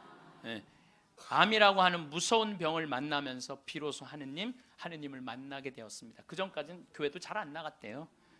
관념이나 추상적인 존재로서가 아니라 매일매일의 삶과 고통 속에서 이전에 중요하다고 생각했던 것들이 얼마나 덧없음도 알게 되었고, 저를 겸손하게 만드신다는 걸 감사하고 있습니다. 이 세상에서 내가 누구인지, 하느님과 나의 관계에 대해 보다 깊이 이해하게 되었습니다. 나 자신의 한계를 처절하게 경험했고 깊은 실망도 알게 되었습니다. 그럼에도 희망이 얼마나 소중한 것인지 조금 알게 된 것 같아요. 그리고 항상 사람들 속에서 서로 보살피며 살아야 한다는 것을 비로소 알게 되었습니다. 우리 생태마을에서 살면서요, 너무너무 삶을, 그리고 이분이 그런 거예요. 2달 동안 그냥 하느님 속에서 살다가 죽겠다고 찬양하면서, 그러면서 점점 건강이, 12월 달이 돼도 방 뺄 생각을 안 하는 거예요. 온몸에 암이 다 퍼졌다는 사람이. 그래서 이제 12월 마지막 제주는 내가 너무 강의가 많으니까 이제 마지막 제주는 쉬어요. 오늘부터 21일까지 하루도 안 쉬고 강의를 하는 거예요. 21일까지. 그러니까 대림 여러분들 피정한다고 그냥 여기서 부르고 저기서 부르고 그러니까 근데 예수님 내가 그래 대림 때 항상 예수님이 난 12월 10일 날 태어났으면 좋겠어. 너무 힘들어. 그래서 25일부터 30일까지는 제가 쉬어요. 근데 쉬면서 이제 평창에 이제 오늘도 새벽에 눈이 와갖고 그냥 직원들이 눈을 다 쓸었거든요. 그래서 이제 마지막 주 쉬면서 집에서 뭐 할 일이 별로 없잖아요, 또. 그러니까 우리 직원들한테 저녁 먹고, 야, 영화 보러 나가자. 우린 또 영화를 보려면 원주로 나가야 돼. 1시간 한 20분 정도 운전을 해서 영화를 딱 이제 보러 갔는데, 직원들 다 데려가는데 테레사가 눈에 밟히는 거야. 혼자 놔두고 가기가 그렇잖아요, 그 큰 건물에. 그래서 테레사도 같이 가자. 그래서 이제 테레사하고 같이 영화를 보러 갔어요. 근데 내가 영화를 보러 갔는데 영화를 잘못 골랐어. 영화를 이렇게 단편 영화를 골라야 되는데 1년에 한 편씩 나오는 영화에 2편을 데려간 거예요. 반지의 제왕, 호비 뜻밖의 여정, 스마우그의 폐허라는 2편을 데려간 거예요. 이 난쟁이들이 잃었던 왕국을 찾으려고 막 하다가 보물을 찾아야 되는데 그 굴 속에 용을 깨우면 안 되는 거야. 근데 용을 깨운 거야. 화가 난 용이 막 날개를 펼치고 이제 마을을 다 불살려고 날개를 딱 펼치고 입을 쫙 벌리다가 영화가 끝나요. 이건 이제 언제 봐야 되느냐면 내년에 봐야 되는 거, 내년에. 영화가 끝나고 데레사한테 미안하더라고. 데레사한테 이제 언제 죽을지 모르는 데레사를 데리고 와갖고 그걸, 그래서 내가 빈말로 데레사한테 얘기했어. 데레사, 우리 내년에 누구 또 보러 오자. 난 빈말로 얘기했는데 데레사는 진지하게 네 신부님 또 보러 와요 그러는 거예요. 그러나 한 1, 2월 달 해외 강의 성지순례 때문에 생태마을을 2달 동안 비웠어요. 2달 만에 왔는데 데레사가 30kg짜리 데레사가 42kg가 된 거예요. 얼굴이 삐쩍 말랐을 때도 이뻤는데 완전히 얼굴이 우리 집에 왔을 땐 흑 색깔이었는데 복사꽃 색깔로 바뀐 거야. 예.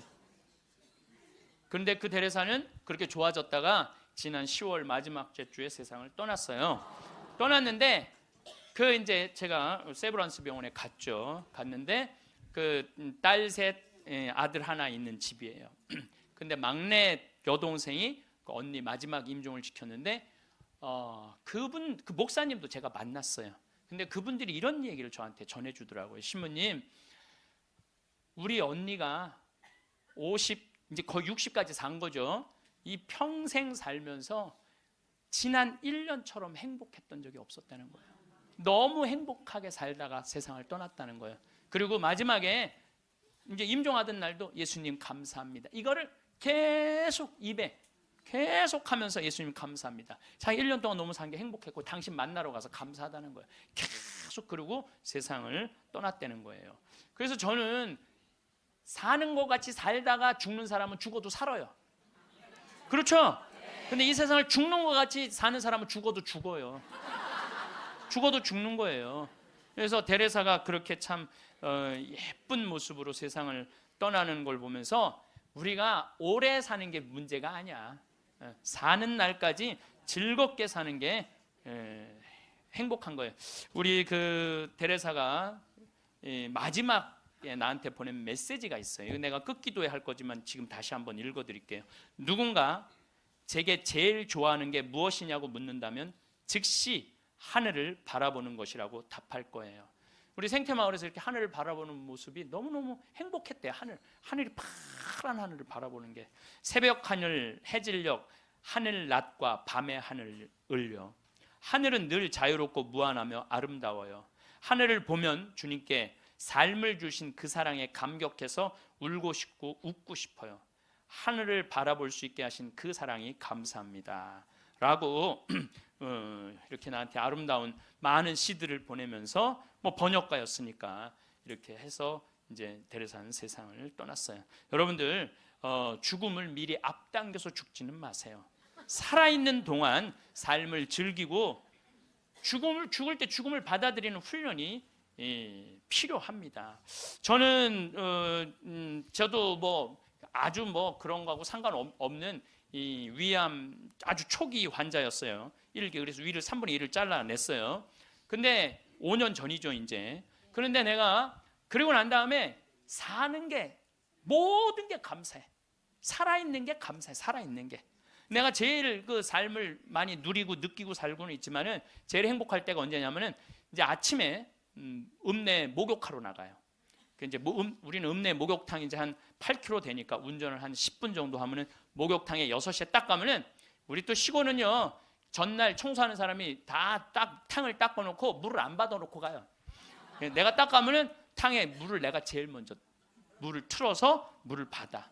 그래갖고 이제 물을 받아갖고 샤워를 하고 탕 안에 그 제일 깨끗한 찬물에 몸을 착 담그면은요 온몸이 너무 편안한 거예요. 거기서 이제 묵주기도 5단을 일단 하고 묵주기도 5단을 하고 이제 나와서 다 운전을 하고 그 평창 읍내에서부터 우리 집까지 오는 길이 내내 옆에 강이 있어요. 딱 하면요 아침에 물 한 개가 산에 쫙 걸려 있고 백로가 쫙 날아가고 강물 소리 듣고 그 바람을 맞고 있으면요 살아있는 게 이렇게 행복한 거구나. 이게 돈 드는 일이 아니에요. 우리가 삶을 얼마든지 누리고 느끼고 생명을 누리고 살 수 있어. 우리가 그걸 할 줄 모르는 게 문제인 거예요. 할 줄 모르는 게. 여러분들도 오늘 이렇게 와서 강의 들으니까 삶이 생명감이 좀 느껴지지 않아요? 예. 그래서 집에 있으면 안 되는 거예요. 집을 나가야 되는 거 무조건. 예. 집에 있으면 우울증밖에 걸릴 게 없는 거예요. 예. 제가 여러분들 죽을 때 가족들 모아놓고 나는 내가 처음 자전거 탈 때 아빠가 뒤에서 잡아주고 너 혼자 이렇게 자전거 처음 탔을 때 아빠는 얼마나 행복했는지 몰라. 죽을 때 아빠가 자식한테 이렇게 얘기하는 거죠. 내가 너희들 손잡고 우리 생태마을 국장하고 아들 둘하고 3, 4년 전에 스페인 산티아고 600km를 걸었어요. 우리 국장은 한 달 동안. 그게 내가 보기에는 죽을 때 내가 너희들하고 그때 걸었을 때 너무너무 행복했어. 이런 말을 할 때 여러분들 멋있게 죽는 거예요. 안 죽으려고 이리 도망다니고 저리 도망다니고 그냥 풀뿌리 캐먹고 그냥 죽은 건지 산 건지도 모르고 그냥 이러고 살다가 죽지 말라는 거예요, 여러분들. 김수환 추기경님이 돌아가실 때 고맙습니다. 사랑하십시오. 참 멋있게 죽잖아요. 여러분들도 죽을 때 좀 제발 멋있게 죽어. 죽을 때 좀 멋있게 죽어야 될 것 같아요. 내가 지난 6월 달에 필라델피아에 강의를 갔었어요. 강의가 끝나고 이제 버지니아로 옮겨가려고 그러는데 이 기차를 타고 가려고 그러는데 젊은 부부들이 뭐 젊었다고 그래야 한 45, 6 된 부부들이 신부님 저희들이 모셔다 드릴게요. 뭐 뿌레젤이라는 가게를 하는 분이에요. 아니 가게는 어떻게 하고? 직원들이 알아서 해요. 뿌레젤이라는 건 뭐냐면은 밀가루에다가 소금 넣어서 굽는 빵이에요. 이게 하나에 300원이야. 그걸 5개를 묶어요. 그래갖고 그게 그냥 필라델피아는 흑인이 많이 살아요. 그걸 먹고 허기 우리 김밥 같이 먹는 거야. 김밥 같이. 예. 그래서 이제 그럼 고맙다고 한 3시간 반, 4시간 걸리는 거리니까 차를 타고 가는데 이런 얘기, 저런 얘기, 이민 중에 어려웠던 얘기, 행복했던 얘기 많이 하는데 참 그 두 부부가 나한테 기가 막힌 얘기를 해주더라고요. 한참 뿌레젤을 구워서 팔면서 대출도 갖고 그러는데 하루는 완전히 늙은 흑인 하나가 찾아왔대요. 그러니 뿌레젤 300개를 주문을 하더래요. 그래서 내일 갖고 갈 거냐? 그랬더니 아니 오늘 갖고 갈 거야. 아니 당신 2시간이나 기다려야 되는데 기다릴 수 있느냐? 난 기다릴 수 있다고 그러더래. 직원들이 막 눈총을 주더래요. 미국은 다 예약 문화거든. 전날 예약을 하고 찾아가겠다 이러는데 그 흑인은 와갖고 2시간을 기다리고 있더니 돈 벌고 싶은 욕심에 그 뿌레젤을 부지런히 걷대요. 그거 갖고 300개를 줬대. 뭐 하려고 그러냐? 그랬더니 내가 학교 수인데 우리 아이들 주려고 갖고 가는 거다. 그리고 갔대요. 다음 주에 또 오더니 또 뿌레젤 300개를 주문을 하더래요. 화가 나더래요. 이게 무시하는 것도 아니고 이 바쁜데 뿌레젤을 300개를 또 주문하네. 당신 기다릴 수 있겠냐? 나 기다리겠다고 여기서. 그래갖고 고소 줬대. 근데 그 다음 주에 또 오더니 뿌레젤 300개를 또 고달라고 그러더래. 그래서 물어봤대요. 너 이름이 뭐냐? 그랬더니 미스터 윌리래. 미스터 윌리. 미국이 지금 예약 문화인데 당신은 왜 예약도 안 하고 우리를 힘들게 하느냐? 그랬더니 미스터 윌리란 늙은 흑인이 하는 말이 나는 예약을 할 수 없는 사람이다. 왜 예약을 못하냐? 난 지금 암이 걸려갖고 오늘 죽을지 내일 죽을지 모른다. 그런데 내가 어렸을 때 뿌레젤이란 빵을 먹고 허기를 때웠다. 지금도 이 얘네들은 그 필라델피아 아이들은 얘네들은 아버지 날 어머니 날이 따로 있어요. 그럼 그거 하나를 사서 아버지한테 보낸대요. 그걸 옛날 생각을 하고 그걸 맛있게 먹는데. 그러니까 나도 어렸을 때 이 뿌레젤이란 빵을 먹고 허기를 때우고 했는데 지금 내가 수의로 있는 이 학교에 아이들도 아침을 못 먹고 오는 애들이 참 많다. 그래서 내가 마지막에 죽기 전에 그럼 너 학교 심부름이 아니냐? 그랬더니 심부름이 아니다. 내 돈으로 마지막에 이 아이들한테 거의 $300나 되는 돈을 계속 해갖고 아이들한테 나눠주는다는 거예요. 그래서 나는 언제 죽을지 모르기 때문에 예약을 할 수가 없다. 그리고는 다시는 안 왔대요. 죽은 거지.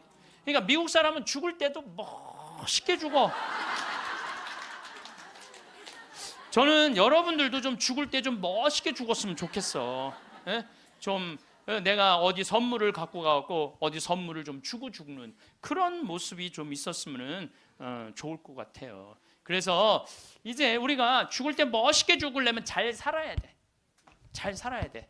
그래서 저는 여러분들 우리가 잘 살려면 삶을 계획을 잘 세워야 돼. 계획이 없는 삶은요 잘 살 수가 없어요. 여러분들 인생 계획 어떻게 잘 세워져 있어요? 네. 아유 신부님 무슨 계획이 있어? 다 살았는데. 천만의 말씀이요. 여기 다산 분 한 분도 안 계세요. 제가 얘기했죠. 죽기 전까지는 절대 안 죽는다고. 그러니까 계획이 있으셔야 된다니까. 저는 신학생 때 세미나를 하는데 앞으로 주 5일제가 된다는 거예요. 주 5일제. 그럼 토요일 날 일요일 날 교우들 성당 안 나온다는 거예요. 경치 좋은데 구경 가느냐고 성당에 안 다닌다는 거예요. 프랑스가 신자 비율이 97%인데 주 5일제 실시하고 미사 참여율이 8%로 떨어져요. 90%가 성당에 안 나오는 거예요. 내가 프랑스에 가보니까 금요일 저녁부터 놀러 나가더라고요. 금요일 저녁. 그 일요일만 되면 그 파리로 엄청난 차들이 들어오는 거야. 그럼 언제 성당에 가? 토요일 날 놀러 다니느냐고. 그럼 내가 30년 전에 신학교 교수님들이 그러더라고요. 앞으로 주 5일째 되면 한국도 그런 일이 벌어질 거다. 금요일 저녁부터 놀러 나갈 것이다. 경치 좋은데 구경 간다고. 그럼 그들을 어떻게 하느님 품으로 이끌 것이냐? 답을 내놔라. 저는 그때 그런 생각을 했어요. 그래, 교우들이 경치 좋은데 구경 간다고 성당을 안 나와? 그럼 나는 나중에 신부가 되면 성당을 경치 좋은데 전화해야 되겠다. 그리고 글리 오라고 해야 되겠다. 그래서 이제 제가 이제 신부 되자마자 저는 생태마을을 신학생 때부터 꿈꿨으니까 신부 되자마자 땅 보러 다녔어요. 용문으로, 양평으로, 가평으로, 안성으로. 주머니 돈 한 푼 없어도 항상 꿈을 하느님이 이루어 주시거든요. 네. 월요일 날 나한테 40억 봉헌한 분도 내가 아프리카 잠비아에 대학, 농업대학 세운다는 꿈을 꾼 거예요. 그러니 누가 이루어 주시는 거예요? 하느님이 이루어 주시는 거예요. 믿음이 있어야 돼. 언젠간 줄 거라는 믿음이 있어야 돼. 예. 그래서 이제 막 여기저기 땅 보러 다니는데 뭐 30억, 50억 그러더라고요. 부동산 업자가 시민님 돈이 어디 있어서 땅을 보러 다니느냐고. 나 돈 한 푼도 없다. 대신 꿈이 있다. 꿈이. 그래서 이제 교구청에서 내가 하도 그렇게 뛰어다니니까 주교님이 부르더니 강원도 평창에 땅이 15,000평이 있다는 거. 15,000평. 그거를 꾸며 보라는 거예요. 그래서 제가 30살에서부터 그걸 꾸미기 시작을 한 거예요. 본당 신부 하면서. 그럼 뭐 집에 들어오면 새벽 2, 3시 늘 그랬어요. 다 본당 사목하고 집에 들어오고 그러니까. 10년 하는데 도저히 안 되겠더라고요. 그래서 주교님한테 청을 드렸죠. 주교님, 저 이제 초대 본당 신부 2번을 5년을 했으니 저 이제 강원도 평창 생태마을에 들어가서 살게 허락을 해 주십시오. 청을 넣었더니 주교님 그럼 가라고. 그래서 내가 가서 생태마을에 가서 사는데 10년 동안 꽃 심어놓고 나무 심어놓고 사니까 지금은 봄만 되면 천국이에요. 천국. 얼마나 꽃이 피면 아름다운지 몰라요. 산수유 피고 개나리, 진달래, 뭐 마로니에, 목련, 벚꽃, 찔레꽃, 이팝꽃, 조팝꽃 뭐 이런 거 피면은 꽃동산이에요. 꽃동산. 얼마나 아름다운지 몰라요. 그래갖고 마당에 딱 서면 강이 쫙 내려다 보이니까 얼마나 좋아요. 사람이요, 여러분들 산이 하나 보이는 데 사는 사람은 그냥 그런 데서 사는 거래요. 근데 산이 3겹이 겹쳐서 보이는 데서 살면은요 좋은 땅에서 사는 사람이라는 거예요. 근데 산이 한 5겹 겹쳐 보이는 데서 사는 사람은 명당에서 산다는 거예요. 근데 산이 한 7겹 겹쳐 보이면은 대명당. 대신 내려다 보여야 돼. 그 산이 내려다 보이면 대명당에 사는 거야. 근데 우리는 여기 있으면은 치악산 그 자락까지 보니까 12겹까지 보여. 12겹까지. 그리고 거기에 강 하나 흘러주면은 그건 말할 것도 없대는데 앞마당에. 그러니까 딱 마당에 딱 서 있으면은요 얼마나 행복한지 몰라요. 이렇게 내가 50살이 된 거야. 그리고 밤하늘의 별이, 여러분들 우리 데레사도 별 얘기 했잖아요. 별이 얼마나 아름다운지 몰라요. 그러니까 우리 여기 남산이 278m야. 우리 생태마을은 325m야. 그러니까 강의 끝나고 밤 11시, 12시에 가면요 하늘을 보면요 지금은 이제 오리온, 황소자리, 마차부자리, 뭐 카시오페아, 북두칠성, 별똥별이 떨어지잖아요. 별똥별 꼬리 타는 소리가 들려요. 별똥 떨어질 때, 아니 뻥이 아니라니까. 떨어질 때 따다다다다다 이러면서 떨어요. 따다다다다. 참. 이렇게 내 청춘 50이 됐어 내가. 그랬더니 교구청에서 부르더니 황 신부님 그 평창 생태마을 꾸민 경험을 가지고 여주의 땅이 15만 8천 평이 있대. 15만 8천 평. 여기 10배야. 평창보다 10배. 그거를 좀 꾸미라는 거야. 4년 전에. 그래갖고 내가 여주 이제 군청에 들어갔더니 신부님 거기는 안 되는 데라는 거예요. 안 되는. 왜 안 되느냐? 여기는 수질관리 지역이기 때문에 한강 2km밖에 안 남았기 때문에 여기는 이렇게 큰 건물을 허가를 해줄 수가 없다는 거예요. 난 너무 하고 싶은데 허가 받을 수 있는 길이 뭐냐? 그랬더니 국회에 올라가래요. 국회에서 해결해 줘야 된대. 우린 또 그렇게 되면 바로 해요. 국회 갔어요. 그래갖고 해당 지역 국회의원을 만났어요. 나 우리나라 국민들이 맨날 먹고 마시는 데만 있는 게 아니라 정말 정신적으로 쉴 수 있는 공간을 만들고 싶다. 그래서 여기 하고 싶다. 그랬더니 국회의원이 딱 보더니 신문 이거 안 되는 거라고. 근데 한마디 했어. 내가 안 되니까 여기 왔지 데모 오겠냐고.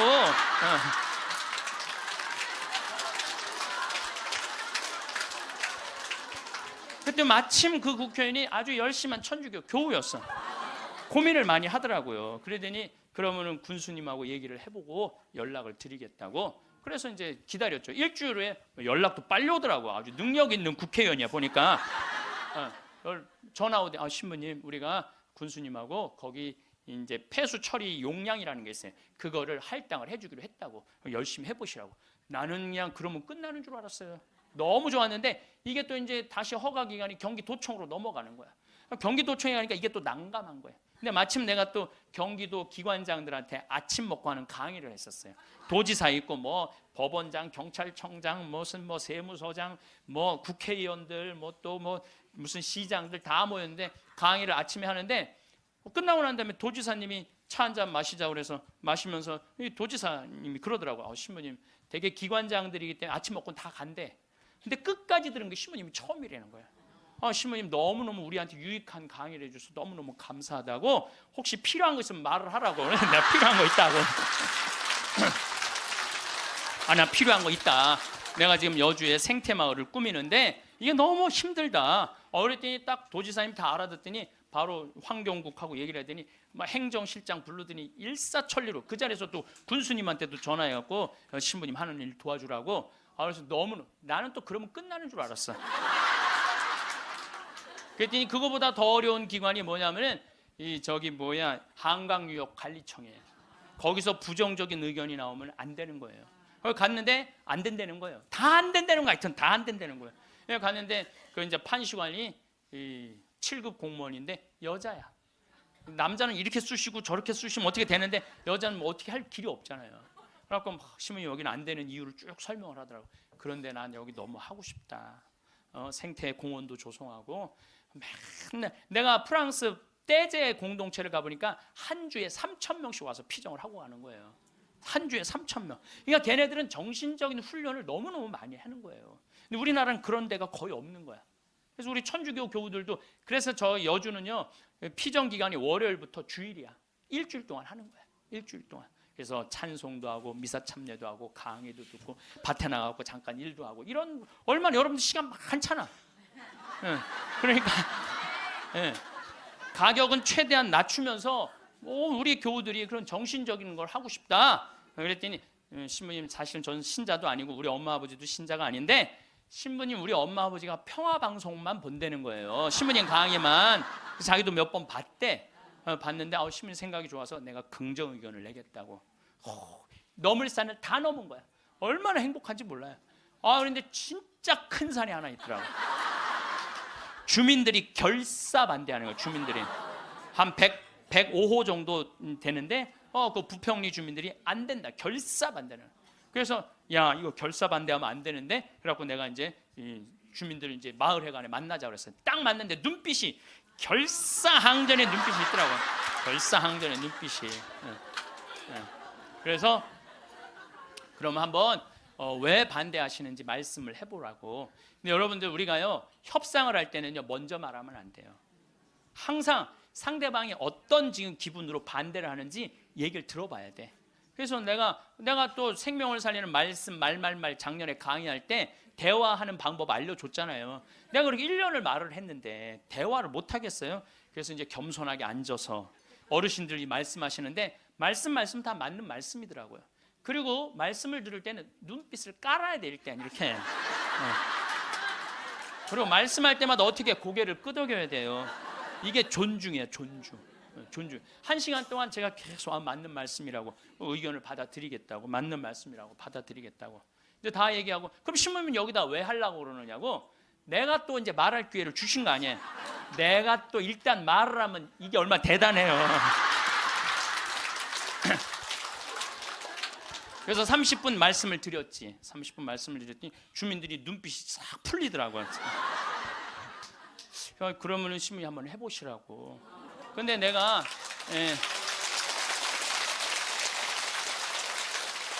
그걸로 끝나서는 안 될 것 같아. 그래서 저는 강원도도 이런 생태마을을 하는데 내가 주민들을 초청하고 싶다고 초청을 해서 이런 생태, 이게 나쁜 게 아니고 정말 생명을 살리고 싶은 그런 마음으로 건강한 먹을거리를 만들고 싶은 마음으로 하는 거니까 한번 와서 보시라고. 이제 주민들을 이제 우리 생태마을에 모셨어요. 근데 그날따라 피정객들이 엄청나게 온 거야. 그날따라. 그래갖고 막 우리 지역 농산물 다 유통을 하거든요. 지역 동네 뭐 여기 영월 평창에 있는 농산물들 뭐 하다못해 꿀까지도 다 우리 집에 들어오면 피정객들이 와서 다 사가니까. 그러니까 지역 농산물들을 다 유통을 해주니까 얼마나 좋아요. 그걸 보더니 제가 바로 저런 거 여러분들 거기 이제 옥수수, 감자, 고구마 많이 심거든요. 이런 거 다 유통시켜 주려고 지금 그러는 거다. 주민들이 보더니 우리하고 함께 하려고 그러는 거야. 그래서 주민들이 서명까지 다 해줬어. 서명까지.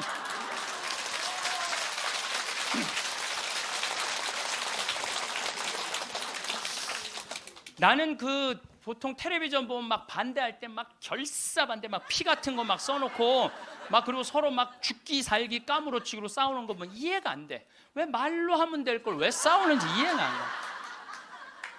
나도 양보할 걸 많이 양보를 했어요. 왜냐하면 거기에 주민들이 나는 그 산을 좀 넓은 농토를 하려고 하는데 산을 보존해 달라고 그러더라고. 맞는 말씀이잖아요. 그래서 산 보존하는 걸로 하고 이제 거기서 이제 말을 좀 해서 이 사람이 말을 타면은요, 그 말을 키우고 싶은 이유 중에 하나는 왜 말을 키우고 싶으냐면 장애자들이 말을 타면은 이 치료가 굉장히 좋아요. 그래서 장애인 협회에서 나한테 와갖고 신부님 말을 좀 하면은 말 탈 공간이 없다는 거예요. 지금 수도권은 너무 비싸고, 근데 여긴 땅이 15만 8천 평 아니야? 15만 8천 평. 그러니까 좀 해달라 그래서 그거 하려고 그러는데 말 똥 냄새가 마을에 오면 불편하다. 그것도 내가 포기했어요. 그러니까 원하는 걸 다 해준 거죠. 내 것만 한데 협상이라는 거죠. 내 걸 포기하는 게 협상이에요. 그래갖고 이제 아마 내년부터 이제 이 생태마을을 이제 꾸미게 될 거예요. 그러니까 난 60살까지 일이 기다리고 있는 거야. 60살까지. 남들은 60살 되면 명퇴한다, 조퇴한다 그러는데 나는 일이 기다리고 있으니까 얼마나 좋아. 사람은요, 꿈꾸는 사람이 행복한 거예요. 꿈꾸는 사람이. 여러분들 과거에 매달린 사람 불행한 사람. 과거. 내가 그때 이 인간을 만나지 말았어야 되는데. 여러분들 그거 후회해봐야 그 인생 돌이켜져요? 돌이켜지는 게 아니에요. 우리가 과거에 매달린 사람이 우울증에 걸린다니까요. 그때 내가 삼성전자 주식을 사뒀어야 되는데 3만 원 할 때 사뒀어야 돼. 3만 원 할 때 3만 원 할 때 사뒀으면은 지금 150만 원 왔다 갔다 하잖아요. 3억 저기 막 3억 원어치 사놨으면 150억 된 거 아니야? 150억. 여러분들 아까도 말씀드렸지만 과거에 집착하는 사람은요 불행한 사람이에요. 과거에 내가 아주대학 환경공학과 대학원 다녔거든요. 거기 너무너무 재미난 일거리가 있어요. 하나가 뭐냐면은 그 옆에 유신고등학교라고 있었어요. 근데 지금은 아주 좋은 고등학교였는데 처음에 이제 막 그 지역에서 막 시골에서 이제 온 애들이 꼴뚱한 애들이 참 많은 거예요. 담임 선생님이 그랬대요. 이 바보들아, 저기 뭐야 이 등록금 학비 이거 있으면 앞에 땅 그때 거기가 한 평에 100원 했거든요. 30년 전 이거나 사두라고 이 바보들아. 맨날 선생님 그랬대요. 그런데 30년이 지난 지금 거기는 한 평에 3천만 원이야. 그 이제 난 애 나이 뭐 한 4-5살 위아래 그때 공부 못했던 애들이 이런 말을 하는 거. 그때 담임 선생님 말을 들었어야 되는데. 여러분들 아니 그럼 30년 전으로 돌아갈 거야? 어떻게 할 거야? 과거에 매달린 사람은 불행한 사람이에요. 미래를 꿈꾸는 사람이 행복한 거예요. 미래를 꿈꾸는 사람. 계획이 있어야 된다는 거예요. 삶에는 계획이 있어야 된다는 거예요.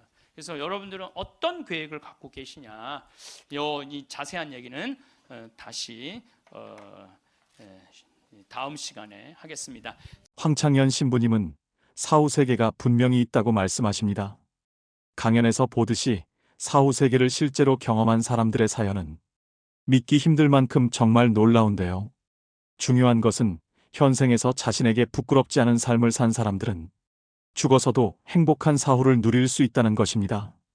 이 점 기억하시고 여러분들도 많이 베풀고 선한 영향력을 끼치는 삶을 살 수 있도록 노력하시길 바랍니다. 그렇다면 죽기 전 대표적인 증상은 어떤 것들이 있을까요? 임종 상태에서의 적절한 대응을 위해서는 임종 전 증상을 알고 준비해야 하는데요. 이를 통해 가족은 무엇을 기대해야 하는지를 미리 알고 있게 되어 적절한 대비를 할 수 있습니다. 임종 상태는 많은 불편함과 어려움을 동반하게 됩니다. 대부분 사람들은 죽기 전에 어떤 신호가 찾아오는지 모릅니다. 의사가 말하는 사람이 죽기 일주일 전 나타나는 대표적인 증상에 대해 알려드리겠습니다. 첫 번째, 심각한 쇠약과 피로를 느낍니다. 우리 몸이 중단되기 시작하면 심각한 쇠약과 피로를 경험할 수 있습니다. 이는 산소 공급 감소, 대사 변화, 임박한 죽음에 대한 신체의 자연적 반응 등 여러 요인이 복합적으로 작용해서 발생합니다. 간단한 작업조차 수행하기 힘들어지고 휴식 또는 수면에 더 많은 시간을 할애할 수 있습니다. 두 번째, 장질환 증상이 나타납니다. 임종 전 단계에서는 장기 기능이 저하되어 변비 또는 설사가 발생할 수 있습니다. 변의 양이 감소하거나 빈도가 줄어들 수 있습니다. 그리고 장기 기능의 변화로 인해 변의 색상이 변하거나 변의 냄새가 변화할 수 있습니다. 죽기 전에는 식욕이 감소하고 수분 섭취량이 줄어들 수 있는데요. 이로 인해 변의 수분 함량이 감소하고 변이 건조해집니다. 배변 활동이 어려워져 임종 전 마지막 며칠간 변비 증세를 겪을 수도 있습니다. 세 번째, 호흡이 빨라집니다. 숨을 쉬는 것이 곤란해지는 현상은 마지막 며칠, 몇 주 남기고 더욱 심해질 수 있습니다. 임종 전 단계에서는 호흡이 불규칙하거나 불안정할 수 있는데 이는 호흡기 기능의 저하와 심장 기능의 변화로 인해 발생할 수 있다고 하는데요. 네 번째, 의식 수준이 변화합니다. 임종이 다가옴에 따라 의식의 변화는 흔하게 발생하는데요. 혼란, 방향 감각 상실 또는 졸음을 경험할 수 있고 어떤 경우에는 반응이 없거나 반의식 상태가 될 수도 있습니다. 이는 뇌로의 혈류 감소, 대사 불균형 등으로 인해 발생할 수 있습니다. 다섯 번째, 식욕이 감소하고 갈증이 납니다. 임종 전 며칠, 몇 주 동안 많은 사람들은 음식과 음료에 대한 욕구가 감소하는 것을 경험하는데요. 거식증으로 알려진 이러한 식욕 부진은 신체 쇠퇴의 자연스러운 부분입니다. 여섯 번째, 수면 시간의 변화가 생깁니다. 길게는 약 한 달에서 짧게는 일주 전부터 수면 시간은 평소보다 길어지고 깨워도 별 반응을 하지 않습니다.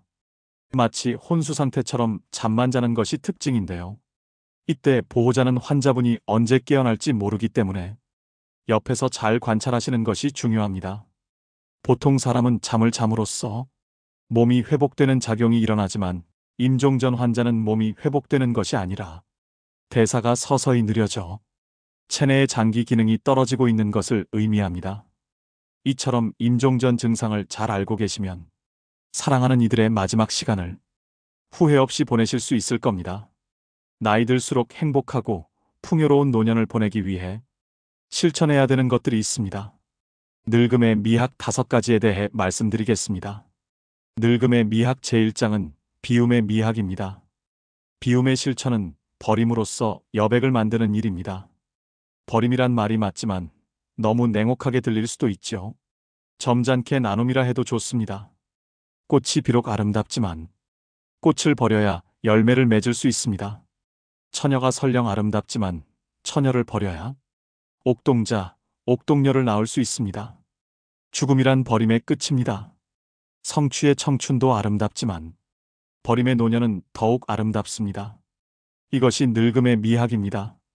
주먹을 쥐고 태어나는 것은 세상에 대한 욕심이요. 손바닥을 펴고 죽는 것은 모든 소유로부터의 비움입니다. 생의 가장 큰 가르침은 죽음입니다. 선녀는 죽음으로써 인생의 진리를 깨우쳐 줍니다. 채운다는 관점에서 보더라도 비운 만큼만 채울 수 있습니다. 집지한 게요, 방지구주다. 두 손으로 잡아보았자 두 개뿐이요. 놓으면 우주가 내 것인 것을. 늙음의 미학 제2장은 노련의 미학입니다. 노련이란 단어에는 늙을 노자를 씁니다. 노자에는 노련하다는 의미가 있습니다. 오랜 세월의 경륜에서 오는 노하우가 있어. 노인은 노련한 경험의 결정체이지요. 노인은 돌다리도 두들겨보고 건너는 신중함이 있습니다. 술을 마셔도 젊은이처럼 속수무책으로 쓰러지지 않습니다. 그리하여 오뚝이라는 의미의 부도옹이란 별명이 붙은 것입니다. 늙음의 미학 제3장은 점잖음의 미학입니다. 노인이 되면 언행이 무겁되 어둡지 않습니다. 품격이 고상하되 야하지 않습니다. 그래서 점잖다라는 말이 성립됩니다.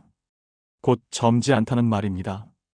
젊은이처럼 감성에 쉬이 휘둘리거나 분위기에 가볍게 흔들리지 않습니다.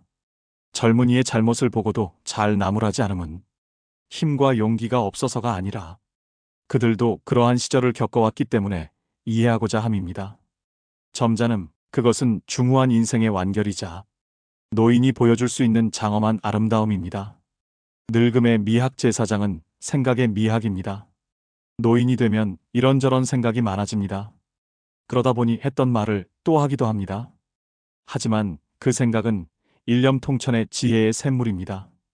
늙은이는 늘 그 자리에 있는 이다. 생각이 깊고 많기 때문입니다. 그저 자리만 차지하고 있는 게 아니라 세상을 염려하고 가문을 지키면서 늘 그 자리를 지키는 것입니다. 늙음의 미학 마지막 장은 3분의 2의 미학입니다. 흔히 몸은 늙었어도 마음은 아직 청춘이라고 항변하는데 이 말은 사실입니다. 정신의 나이는 육신의 나이의 3분의 2에 불과합니다. 60세면 40세로 생각하고 90세면 60세로 생각합니다. 마음마저 육신과 똑같이 늙었다고 생각하면 삶이 위축됩니다. 죽는 날까지 젊은이의 기상으로 살아가야 합니다. 젊은 생각으로서 씩씩한 만년을 맞이해야 합니다. 인류의 평균 연령이 급격히 늘어감에 따라 온 세상이 고령화 사회로 접어들고 있습니다. 퇴직의 새벽을 맞이하면 인생 리모델링을 반드시 해야 합니다. 내 남은 인생의 가장 젊은 날이 바로 오늘입니다. 어제 죽은 자가 그토록 소망하던 오늘이지요. 영리하고 재주가 있는 사람을 일러 총명하다고 하는데 총은 귀가 밝다는 뜻이며 명은 눈이 밝다는 뜻입니다. 나이가 들면 눈과 귀가 어두워집니다. 모든 기능이 저하되어 자세히 볼 수 없고 또렷하게 들을 수도 없습니다. 하지만 문제 없습니다. 쑥떡같이 얘기해도 찰떡같이 듣는 훈련을 평생 해온 그들이기 때문입니다. 어떻게 늙어갈 것인가는 모든 늙은이들의 화두일 것입니다. 품위를 지키며 아름답게 늙는 사람이 있는가 하면 그렇지 못한 경우도 있습니다. 멋지거나 추하거나 또 행복하거나 불행한 노년이 되는 것은 모두 자신의 책임입니다. 그렇다면 나이 들수록 귀티나게 늙어가는 방법은 무엇일까요? 첫째, 건강한 생활 습관을 가져야 합니다. 금연과 절주, 그리고 적당한 운동으로 생활 습관을 가꿉니다. 올바른 생활 습관은 건강하고 아름답게 늙어갈 수 있게 만듭니다.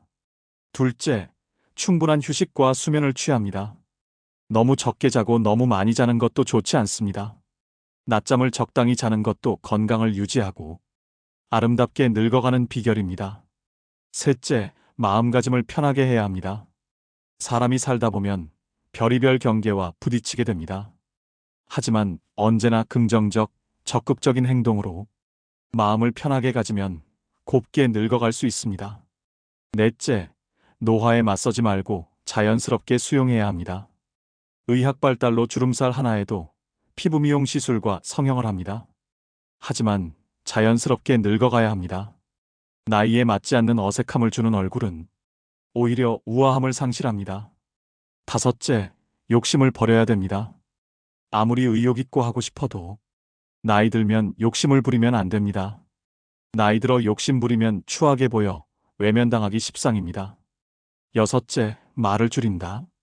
젊은 애들은 제잘제잘 말을 많이 하면 귀엽습니다. 그런데 나이 들어 말을 많이 하면 다들 싫어합니다. 특히 잔소리는 금물입니다. 일곱째, 회의나 모임에 부지런히 참석하세요. 불러만 줘도 기쁜 나이입니다. 대외 활동을 기피하면 정신과 육체가 모두 병들 수 있습니다. 동창회나 카페 모임, 옛 직장 동료 모임 등에 웬만하면 빠짐없이 참석해야 됩니다. 여덟째, 공덕을 쌓습니다. 지금 쌓은 공덕이 내 인생 미천이 됩니다. 내 생을 이 생보다 멋지게 살려면 생전에 아낌없이 베풀어야 합니다. 보시보다 더 큰 공덕이 없다고 했습니다. 아홉째, 사랑을 합니다. 사랑을 받고 사랑을 주는 것만큼 아름답게 늙어가게 하는 일은 없습니다. 사랑을 하면 얼굴색이 변하고 곱게 늙어갈 수 있습니다. 마지막 10번째, 죽음을 준비합니다. 인간은 누구나 죽습니다. 우주의 섭리를 거부하고 더 살겠다고 발버둥치는 것을 노추라고 합니다. 마지막으로 죽음에 관한 좋은 글 하나 읽어드리겠습니다. 무엇이 삶이고 무엇이 늙음이고 무엇이 죽음인가? 현재의 행복에 최선을 다함이 삶이요. 이러한 삶이 오래되어 편해짐이 늙음이요. 영원히 쉬는 것이 죽음이라면 틀린 말일까? 사람들은 모든 면에서 양면성을 지닌다. 생과 사에 대해서도 그렇다. 어떤 사람들은 살기 위해 발버둥치고 또 어떤 이들은 쉽게 죽어버리려고 한다. 인간들 외에도 모든 생물은 열매를 맺는다. 벼 이삭도 쌀을 맺으면 그 줄기와 이파리는 누렇게 시들고 볼품 없어지는 것이다. 사과나무도 사과를 연글게 할 무렵이면 그 이파리는 벌레 먹어 흉한 모습이 된다. 사람도 이와 같이 그 열매, 곧 아들과 딸을 장성시키면 늙고 병들어 볼품없는 모습으로 변해가는 것이다. 이러한 현상은 지극히 당연하고 자연스러운 것이며 우리는 그와 같은 모습에 오히려 존경심을 가져야 한다. 늙고 추하게 변해가는 것을 두려워해서는 안 된다. 또한 죽음을 두려워해서도 안 된다. 늙으면 쉬게 되는 것이고 죽는다는 것은 있던 것이 없어지는 것이 아니라 영혼과 육체가 분리되기 때문에 더 편히 쉬게 되는 것이다. 인생은 배를 타고 강을 건너가는 것과 같으며 강 저편에 닿으면 배를 버리고 무트로 올라가서 마을로 걸어 들어가는 것이다. 육신은 버리고 가야만 하는 배요. 영혼은 마을로 들어가는 나그네인 것이다. 모든 것은 지나가게 마련이다. 고통의 괴로움도 시간이 지나면 새살이 돋아나서 괴로움의 상처는 아물게 마련이다. 어렵고 힘든 시기도 시간이 흐른 뒤에는 나에게 소중한 성장의 선물이 되었다는 사실을 깨닫게 될 것이다. 내 삶에는 희극만이 존재하지는 않는다. 희극과 비극이 늘 함께 공존한다. 나는 그것들과 함께 동행하면서 내 삶을 아름답게 꽃 피우다. 때가 되면 소리 없이 지고 싶다.